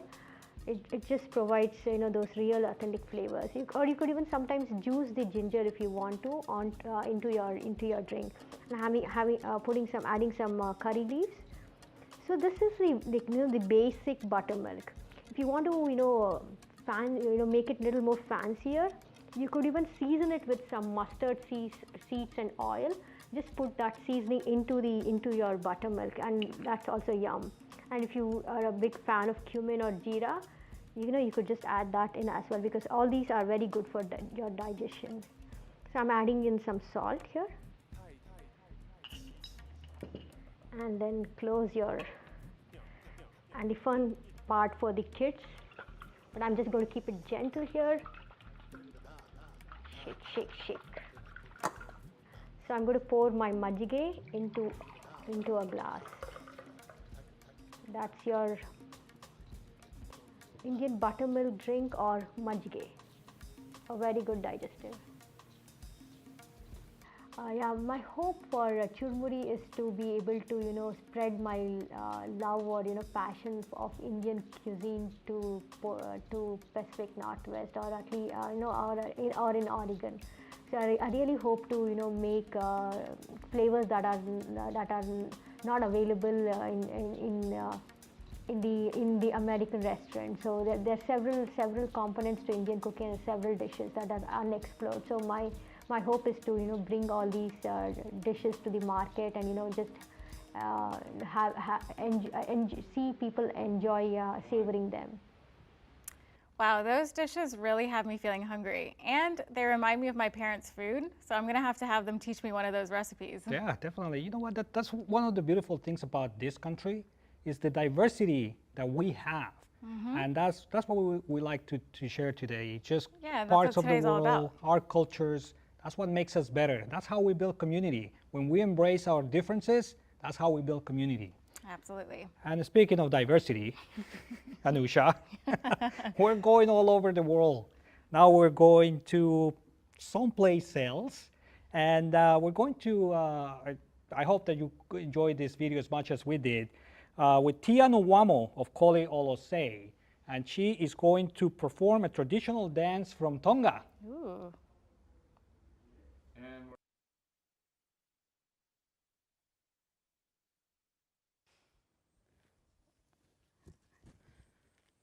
Malolele, my name is Tia Tupo Malohingawamo, and today I will be performing for you guys a Tongan Ta'olunga. But before anything else, I'd first like to thank our Heavenly Father for giving me another opportunity to perform for you guys. First off, I'd like to thank our Beaverton Night Market. Thank you so much for this opportunity, and also thank you to our Beaverton Mayor, Danny Doyle. Thank you so much for supporting our Tongan community. Ever since we stood our Tonga Day in 2017 and up till now, sadly this year, our Tonga Day it will be canceled due to COVID-19 and for everyone's safety. The song that I'm about to perform for you guys is by my very own uncle. His name is Soane Tupo Malohi, and the song is called Makatolo. Makatolo explains the beauty of the Anahulu Island in Tonga and how friendly and lovely it is. Hello, next I'm going to explain to you guys the beautiful hakas, which is in every dance. So first off, the first move is called, that means when we and food like this, and that shows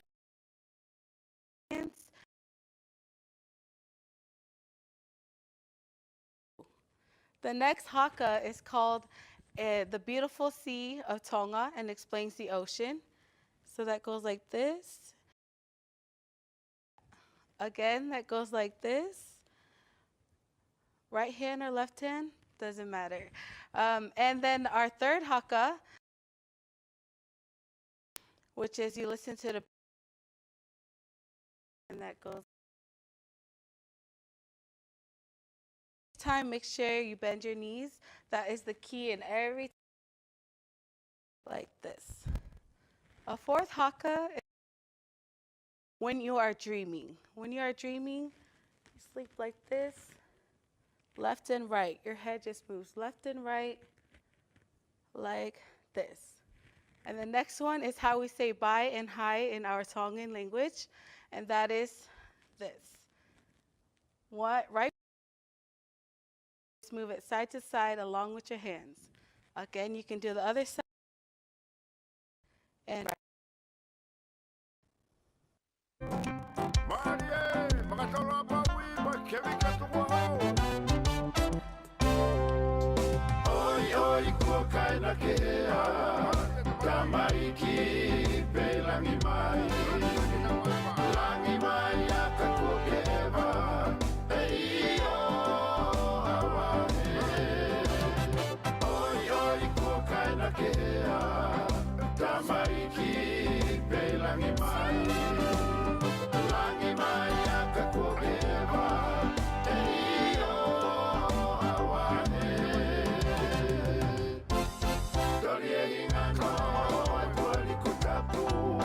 Come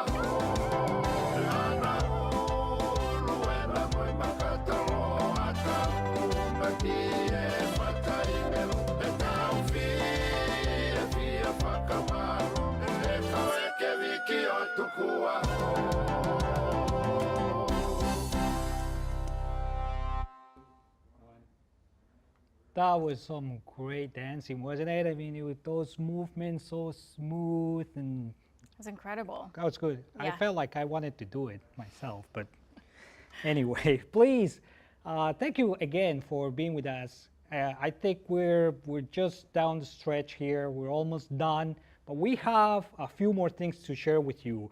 If you want to continue conversating, getting engaged, please just go to the City of Beaverton YouTube page.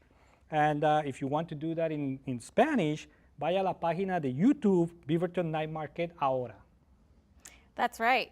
You can actually chat with our next artist. We're featuring next Adriana Vasquez of AV Accessories. Our producers met with Adriana at her home to see how she makes her jewelry and other products. So let's go hear her story. This will be good. Yeah, I think that'll be good.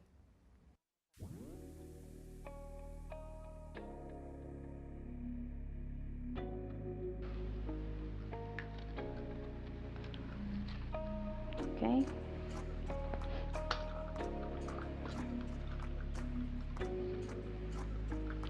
Okay. Mi nombre es Adriana Vázquez, soy de Venezuela y tengo un negocio de accesorios, el cual se llama Ave Accesorios. ¿Por qué se llama Ave Accesorios? Es por Adriana Vázquez, que es mi nombre, son las iniciales.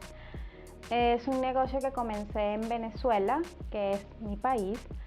Comencé hace aproximadamente 5 6 años como negocio, porque desde hace muchos años atrás lo hacía, porque me gustaba, siempre me ha gustado todo lo que es las manualidades, realizaba mis propios zarcillos, mis propios collares, mis propias pulseras, arreglaba mis vestidos si tenía alguna fiesta, los colocaba con pedrería, siempre me ha gustado muchísimo la parte manual.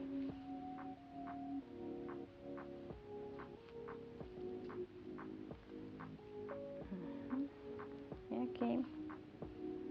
Entonces, a raíz de donde comencé mi negocio en Venezuela, lo comencé debido a, lamentablemente, la situación económica que teníamos en Venezuela, ya que aunque pudiésemos tener un trabajo, no nos alcanzaba para poder cubrir todos los gastos que necesitábamos cubrir. Y muchas personas empezamos a buscar como medios de alternativa. Y una de las alternativas, ya que me gustaba y lo hacía, fue realizar la parte del negocio. En Venezuela tenía tiendas a nivel nacional donde distribuía mis accesorios. Mensual, quincenalmente, las personas me solicitaban algunos productos, yo los enviaba, en algunas oportunidades viajaba directamente al lugar, los dejaba y así sucesivamente, hasta que ocurrió el día que nos vinimos, nos tuvimos que venir y bueno, llegar aquí fue algo fuerte. Primero, el cambio de clima es completamente diferente. El clima en Venezuela es así como está ahorita en verano, es full calor todo el tiempo. Aquí son las 4 estaciones, yo llegué cuando estaba recién pasando invierno, el frío era horrible para mí, esa situación fue algo difícil, de hecho hasta triste, me deprimía mucho.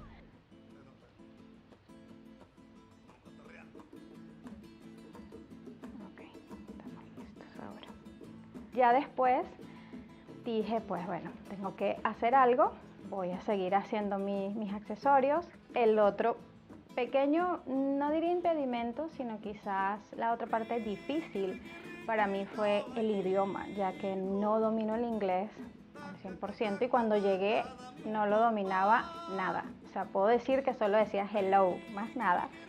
Y de verdad fue algo difícil, pero de verdad gracias a que quizás soy un poco atrevida, pues me he atrevido, me he inscrito en los bazares, me he ido directamente a las tiendas de personas que veo que venden cosas artesanales y los he ofrecido con el traductor, como sea. He buscado la manera de de poder vender mis productos acá.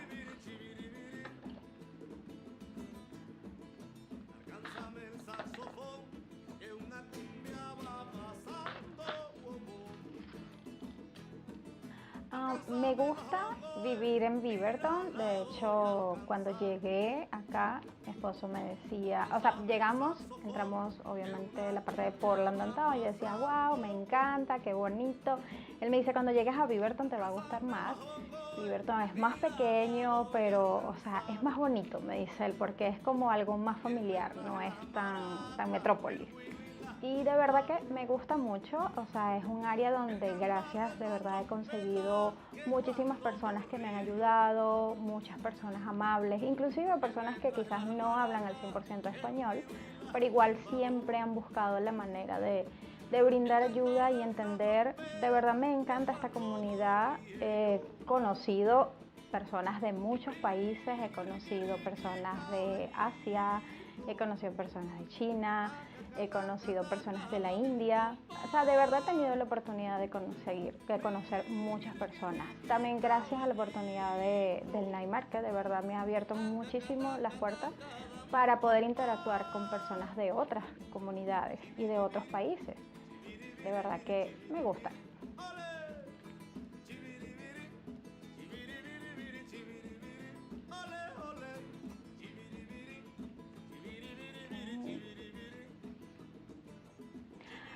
Estudié en un colegio de monjas en mi país y obviamente las monjas todo el tiempo teníamos una asignatura que se llamaba manualidades.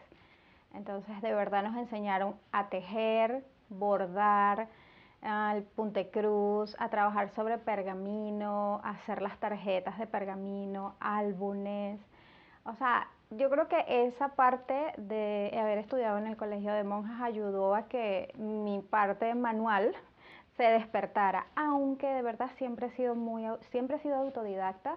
Aprendo muchas cosas con facilidad, a veces inclusive solo viendo un video aprendo cómo hacerlas. O sea, me gusta muchísimo. O sea, de verdad lo que es crear, hacer, me encanta. Es algo que de repente lo tengo aquí en mi mente y simplemente a veces lo dibujo, hago quizás un jeroglífico, un diseño muy por encima de lo que quizás quiero. Quizás otra persona lo ve y no lo entiende al 100%, pero yo sé lo que tengo que hacer, que buscar. Siempre me ha gustado, pienso que nació conmigo, es algo innato. Lo que más disfruto de este negocio en realidad creo que es todo, ya que me encanta crear, es algo que no tiene límites. Tú puedes combinar los colores, las texturas, los diferentes materiales para realizar un collar, una pulsera o algún aplique para, puede ser un bolso o para alguna cartera o inclusive algún pantalón. También puedes colocar algún parche.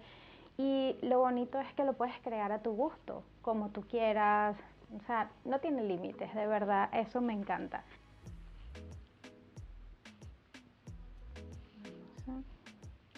Yo vendo todo tipo de accesorios para damas, desde collares cortos, collares largos, tipo cadenas, zarcillos, también de todos los tamaños. Hay pequeños, hay grandes, brazaletes y carteras que se pueden usar para ir a la playa, para ir al río o por lo menos en este verano para salir a pasear. También tengo franelas, como por ejemplo estas, que son diseños realizados a mano y luego pasados a la franela. Es muy importante para mí mencionar que muchas de estas piezas están elaboradas con productos que vienen directamente de Venezuela, los cuales son realizados por orfebres venezolanos. Es una manera de seguir conectado con mis raíces, con Venezuela, y también ayudar a muchas personas que hoy en día en Venezuela la situación es muy crítica. Entonces es una manera de traer su talento acá para que también lo conozcan. Obviamente estas piezas, todo lo que es la base del zarcillo, son hechas por orfebres venezolanos, lo cual lo hacen a mano. Son luego bañadas en oro, son de verdad elaborados con mucho cuidado y mucha sutileza para que tengan un bonito acabado. Y cada pieza es original. Uno puede enviar el diseño que uno desea el corte y ellos lo realizan. Inclusive también si quieres personalizar las carteras, también ellos realizan todas las plaquitas y todas las envían. Y en un futuro me gustaría, o sea, de verdad, quizás tengo la ilusión de que poder tener una tienda online sería lo primero que me gustaría hacer para que las personas puedan ordenar directamente lo que quieren y puedan tener toda su imaginación en cuanto al diseño que desean crear, bien sea desde una camisa, bien sea una cartera, bien sea desde un collar. Si necesitan para alguna ocasión especial, puedan ellos mismos hacer su pedido a su gusto y decir, lo quiero de este material, lo quiero de este. Tener como esa página web que sea algo bastante interactiva, donde las personas puedan ir colocando en el carrito todo lo que desean para crear su pieza. Y obviamente yo tratar de hacer lo mejor posible para ellos, o sea, la pieza soñada de ellos y evidentemente que sea única para cada persona. 5, 4, 3, 2. Adriana's jewelry was super festive and beautiful. I loved It it. was beautiful. Very nice, very festive indeed. But if you like festive, I have festive for you coming up. Yeah, just wait.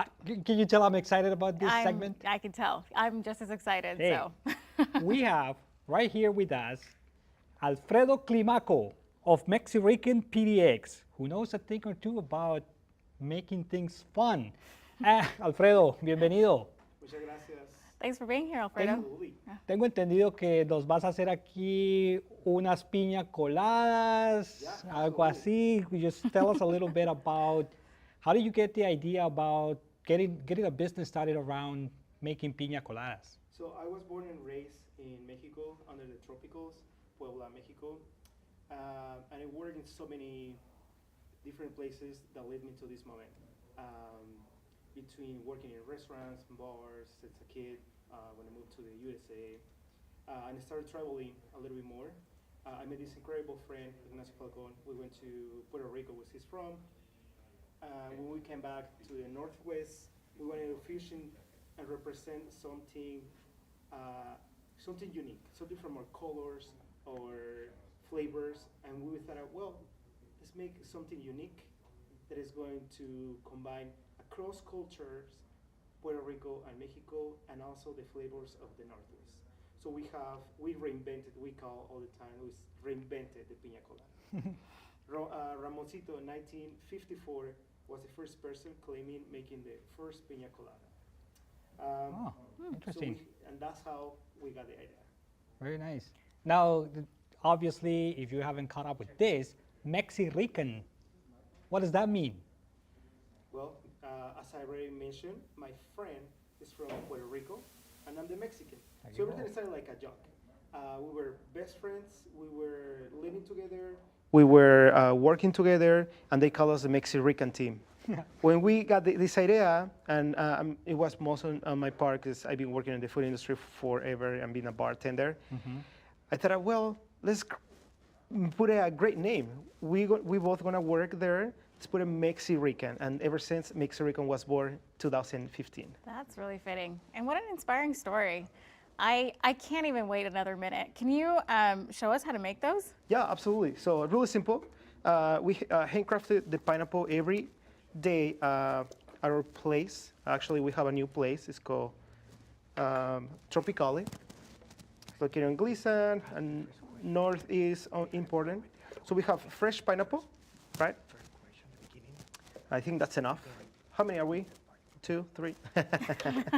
And this is a blend, a special blend that we have, and we made it in-house. It's organic coconut cream, coconut meat, and some coconut sugar. Oh, that looks delicious.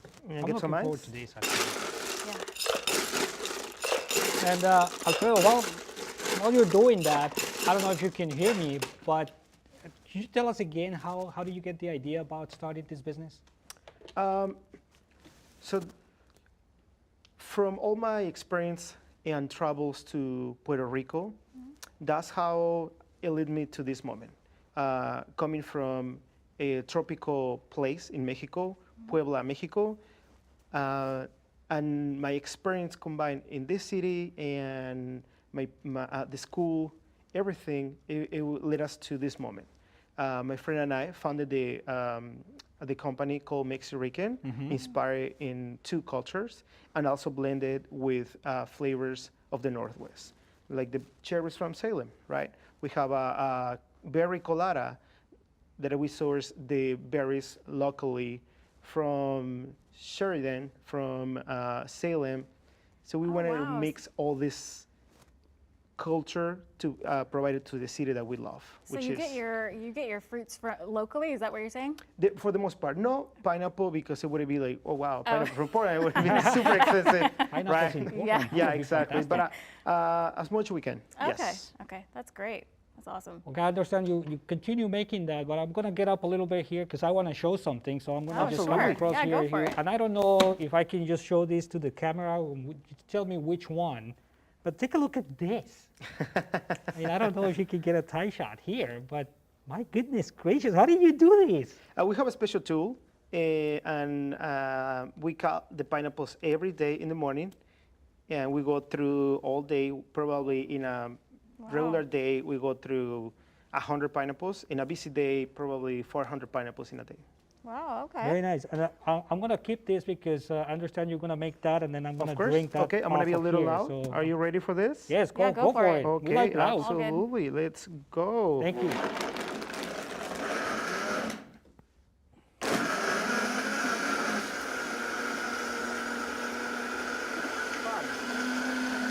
Look at that. Super simple, see? Wow. So what we got is the pineapple, coconut cream, coconut meat, coconut sugar, and let's puree. All right. You got that one. Hold on. That will be mine. 1 second, please. Okay, hold on. All right. Oh, yes. That's what I signed up for this. That was the only reason why I did it. All for this. And of course, those are we call frappes because they don't have any alcohol. So we're really happy to take it to kids' party. At night we bring it to a wedding or a corporate event, so everybody could enjoy. At our restaurant, we have a full menu of. We have a cocktail bar. We provide rum, tequila, gin, everything. Everything is inspired on our culture because every single drink has a story behind it. We don't make drinks that they don't provide anything. All the drinks we make has a story behind us. Obviously, if the client wants to have a little bit more stuff in it, I'm talking I have about to provide that good yourself. stuff, like a little bit of alcohol, and you can just put some liquor in we there. have here's some garnish. Also, those like I already mentioned, those berries are all right. from Salem. This looks great, guys. Yeah, I'm so excited for I'm this. gonna be jealous now. Garnish. Oh man. Perfect. Thank you so absolutely. much. Here, I'm gonna drop an extra one. Ooh, thank you. How is it? This is absolutely delicious. Yeah. I got it rum right here. You want some? Let's do that. Of course. Oh my goodness gracious. You guys. Okay. Now I can really tell you. Look for Alfredo's business. Please This do. is delicious. Come on. I mean, you don't know what you're missing. Piña coladas. Piña Wow. colada. Aren't they great? Yeah, it's really, really good. Where do they find you? Right now, we just Especially now with COVID and everything. Exactly. How are you doing with that? our business was really affected by this health crisis since we were operating on events. We run through 50 events during the year. We travel all from California to Seattle, but we live in this city. We're based in Portland, Oregon, and Beaverton. Now we have a new place. It's called Tropicale. It's in Northeast Portland and 24th. 2337 Northeast Gleason Street. Wow. As I already mentioned, we have a great variation of cocktails and a really delicious bites. That's amazing. Well, let's take a look at our YouTube chat to see if there's any questions. There's one question right here. Yeah. It says, do you do other festivals or markets during the year? Yes, we do. You can find us, not this year, but besides the county fairs, street fairs, Portland, Beaverton Night Market, all the night markets, Vancouver, Portland Night Market, Portland Mercado as well. These are great. Alfredo, it's a great story. I think My pleasure. Yeah, thank you so much for being here. absolutely. We really Very enjoyed nice. talking with you. We enjoyed your piña coladas. Love it. Yeah. And actually, enjoy you know you what? as well. This is a really good segue to our next segment because we're gonna start having fun. We're just really to the last few minutes. Thanks again for hanging out with us. The crew at TV. Yeah, they're doing it. Thank you guys. You are fantastic. Yeah, we appreciate it. Thank you, the staff of the city of Beaverton, for doing this. It's just Would amazing. not be possible Great without job. all of your help. Great job. Thank you. Alfredo, once again, thank you for being here with us. All right, so where are we now? I lost my place now here. All good. So let's preview tomorrow night's event. Starting at the same time and same place at 7 p.m. on YouTube Live and on TVC TV. Hello, Beaverton. Thank you for joining us for our first ever virtual night market. I hope you enjoyed tonight's amazing show. The talent on display has been inspiring. Tonight is a celebration of our community and the wonderful cultures that make our city a great place to be.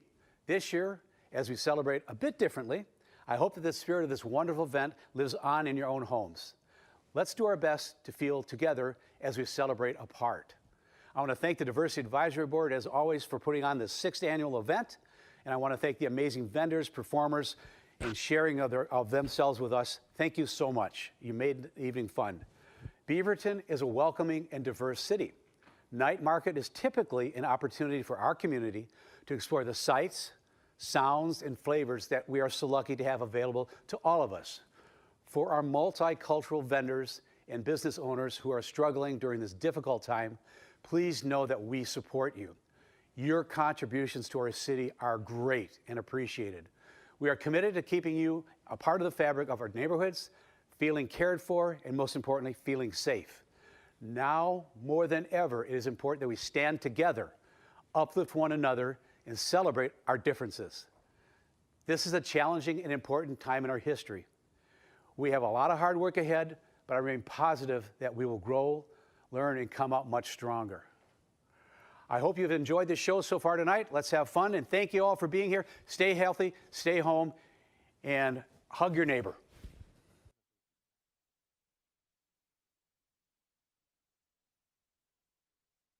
Blackcurrants are very popular in Russia.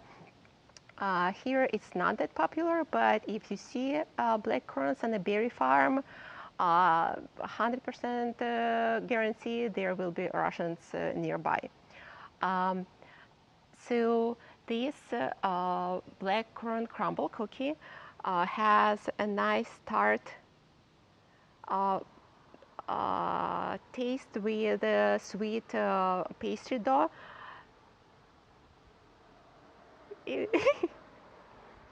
Today I'm showing you my Kurdish dessert, all of them handmade, and I did by myself. This is baklava made with own bread, like I made it bread with a special syrup. I added saffron, and this is kulicha with dates, and this one mahalabi with heavy whipping cream and half and half, and little bit cornstarch with little bit sugar and pink rose for decoration, and also pistachio.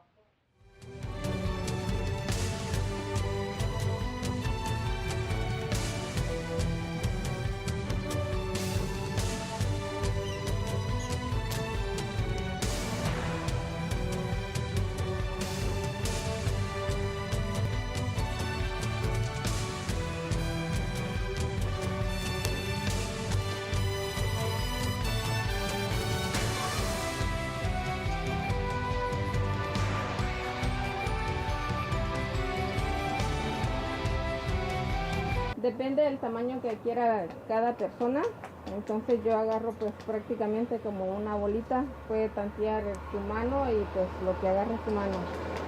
Luego la palmeo un poquito y trato de hacer como una tortilla pequeña y ya pues agarro del relleno de los que tengo aquí. En este caso voy a hacer la que es más común, que sería la de chicharrón con queso.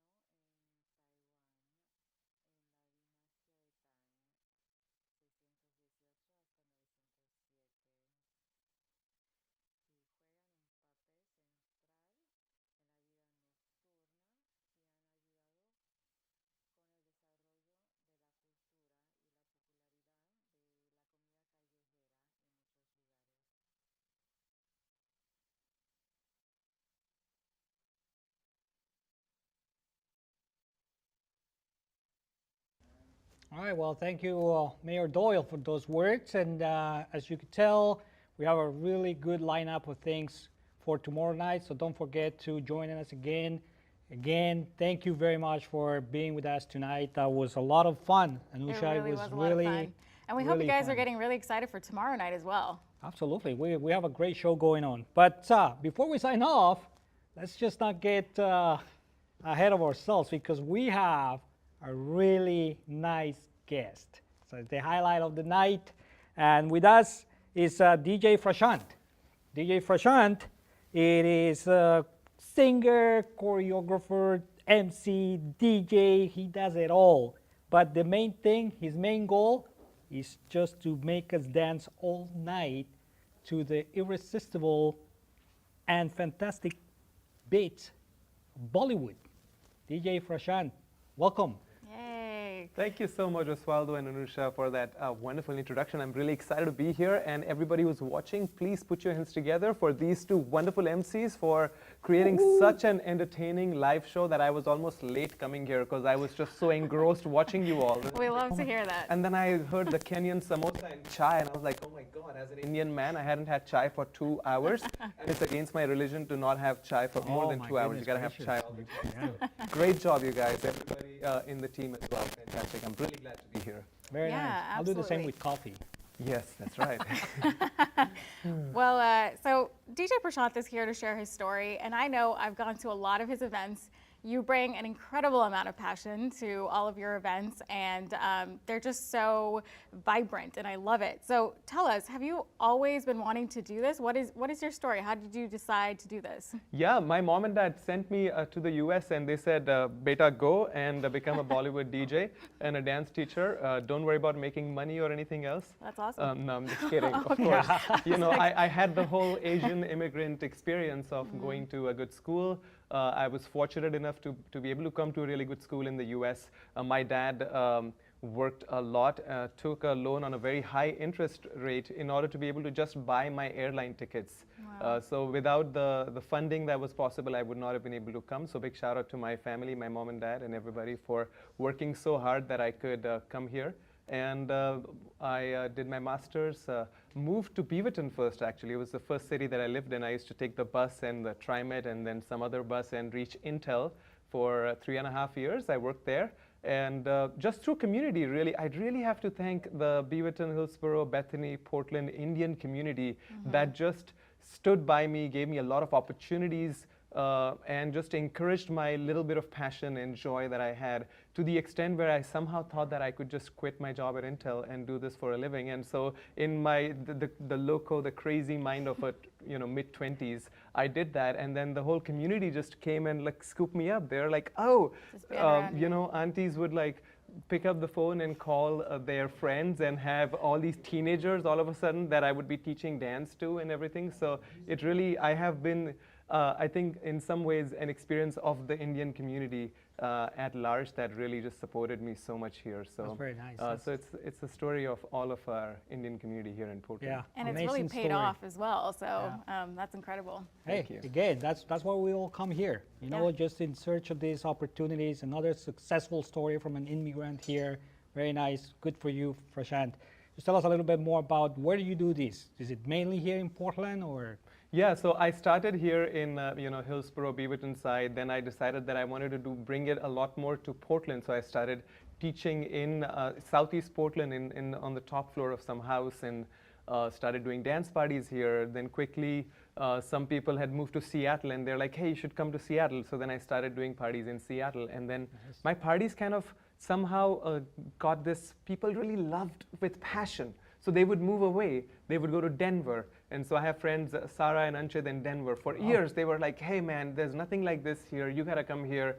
And then they had these 2 beautiful daughters. So I was like, of course, I'm going to go visit them, get to know their daughters. And then, boom, we throw a dance party in Denver. And then now I've been doing that for 2 years. And then as far out as New Orleans and San Diego, LA, and all of that, being able to do this in 8 cities on the regular basis, only because people move from these cities and they go there and they're like, just come stay with us, we'll help you organize these events. And so that's kind of been my story. So I was going out to about 7-8 cities and teaching it dance and DJing. Yeah. And I know that some of our vendors tonight have been affected by COVID. How has that affected, what you do, and have you gone virtual? Yeah, absolutely. I mean, before this happened, I was just on the road, with people. So it was quite a transition. I took about a month to figure out virtual because, give a shout out to Jordan and the entire team here for how excellently they're producing this, Yes. As somebody who had never really dabbled into it, I at least have a little bit of idea what it takes. So I learned about it and then started doing virtual events and so dance classes, mixtapes and dance parties. And it's really cool because I can, my entire family can join, and random people from India and Panama and like everywhere. So there's a lot of benefit and positivity to it. But at the same time, it's not easy to pivot to online, as I'm sure we all can understand. So right now it's worldwide. It is. That's incredible. And that's one of the reasons why we're doing this tonight virtually, because obviously we have been affected ourselves. Exactly. Otherwise, we would have been out there at the rounds, just having fun and just everybody dancing with your music and your beats and everything. But there is a plus side. Yes. What is that? And it's that, we've got people from all over the world watching this event. And so similarly, like you were saying, more people can watch and even participate. So that's pretty nice. That is very nice. Yeah. I mean, we have people from India, from Colombia, from Miami. Oh, Not yes. that that's a different part. It's the northernmost Caribbean city, Miami. Yes. Or Latin city. Yeah. Exactly. That's a good way of South putting American city. Yes. Great. So what else you have for tonight? Well, it's also India's Independence Day in India today, so that's why I decided I was going to go super All bright out, and big, because if it wasn't for the, That's a great outfit. Is Thank there you. something tradition behind it? It's Tell a us a really little bit about important that. tradition. I bought this. It's called pagdi. I bought it for my wedding in February. I went deep in Mumbai to find it, and I barely used it at my wedding. So, so especially for my wife, I was like, I better show her that I'm putting the money that as an Indian, you have to account for all the money you spend, right? So, but also Rajasthani.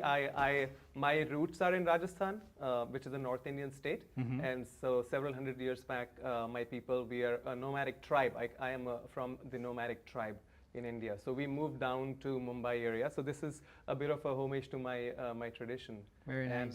And as I was saying, it's India's Independence Day. So big shout out and big love as we do whatever we do after we're done talking today. Let's send energy to everybody in India who worked so hard, and especially people like Mahatma Gandhi for creating a model for us, as this country is going through an incredible revolution as well. I think it's really important that we remember that these struggles have been seen before, and people like Mahatma Gandhi have shown a path of peace and resistance, and so just with a lot of love and energy to them. And speaking of energy, I'm going to now invite everybody, if you're seated or standing or whatever you're doing, if you're sitting down, please uncross your legs, because I'm going to show you a very special stance that is, We're going to put on our masks. I love it. Please put on your masks if you need to. Just in case. I'm going to do something that is going to send a beautiful, energetic jolt from here all the way to my ancestors in India. Okay. And you can all help me do this by doing a particular mudra. So I want you to take this hand, everybody. Yes, whichever hand that looks like for you. Yeah, and put it on your knee right here. If you're sitting down, please follow along as well. This is really important. Other hand as well. Put it down here. Okay. Now this step is really important. You're going to have to feel the connection of the palms of your hands into your knees, okay? You're going to have to lean in, okay? So you can feel that resistance, and that energy shooting into the earth and going all the way to my village and letting my ancestors know, my family lives in the village, letting them know that I'm here and everything is great, all is well. So please lean in, a little bit more. Push in and stand up, everybody, please. Everybody who's watching this as well, stand up, give a big stretch. This was just my way of getting all of you to stand up as well. So let me see your hands up in the air. We're going to learn to dance today. Are you guys ready? Oswaldo, I am Nusha? ready. Yeah. Keep your hands up like that. Very good.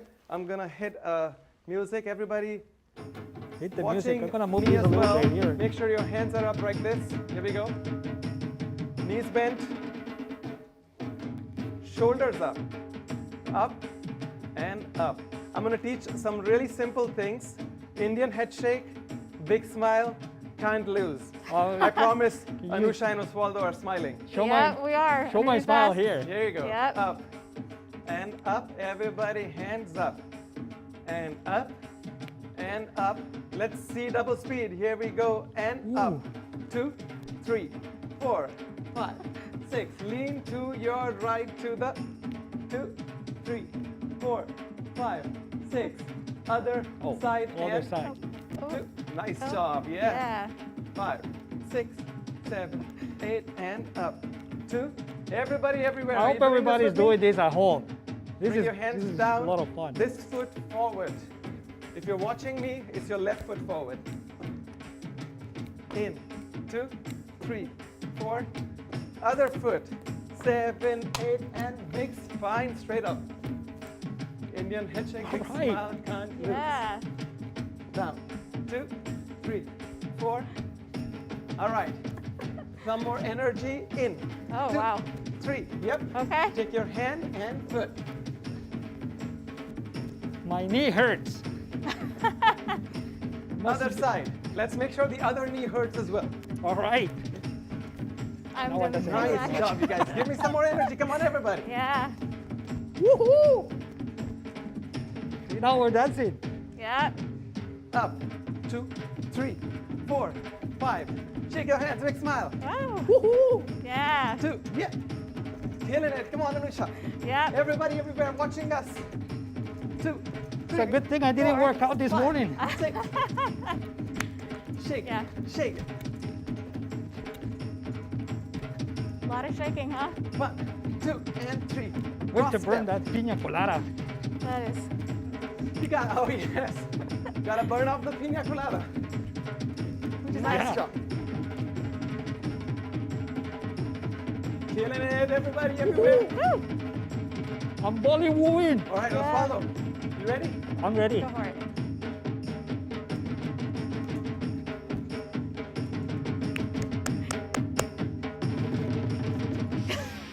Yes! Love it.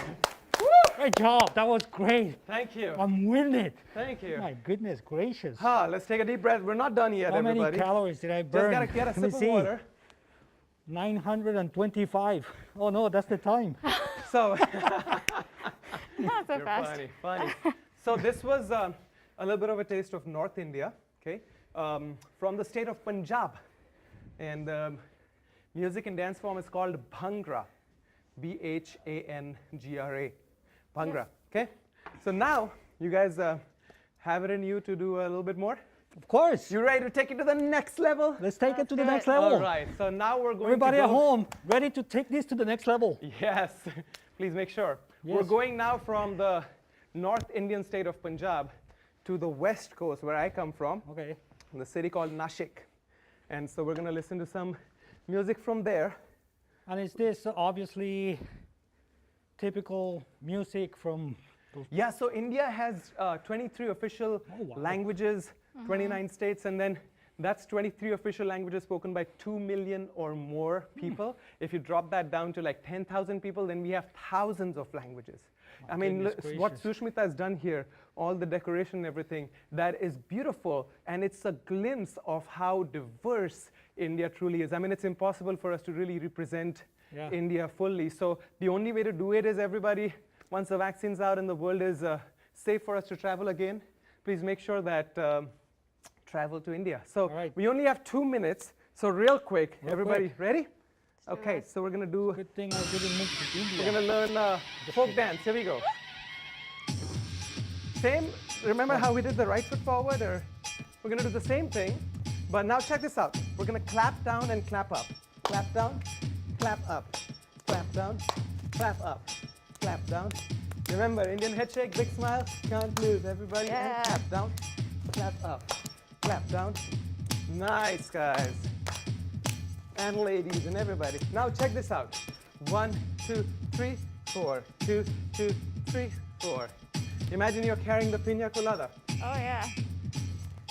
1, 2, 3, 4. And 1, 2, 3, 4, 5, 6, 7, 8. Oh, I and love 2, that rhythm, 2, man. That's 3, awesome. 4.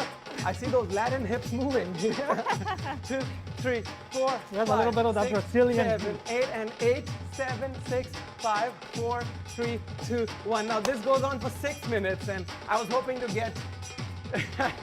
Nice, Osvaldo. I was hoping to get about 3,000 calories, but I'm going to start right here. Something else here. So, that was great. You know, at my parties, we do this for 5 hours nonstop, and 5 I miss hours. it so much, but I'm really glad that through virtually, we're able to spread the joy with so many people. Yeah, So, that's awesome. That was great. Thank you yeah. so much, Yeah. Prashant. Yeah. Like out of It's breath. absolutely my sweat. pleasure. Thank you, Jordan and Jody and Alexis and everybody. There are so many people, Paolo, so many people who are behind the scenes. So let's all give a big round of applause to everybody, everybody. working behind the scenes today. So please guys make are sure awesome. you clap. You're watching as well. Thank you for people. watching, Yes. everybody. The crew at TVC. Yep. The Beaverton staff. Yes.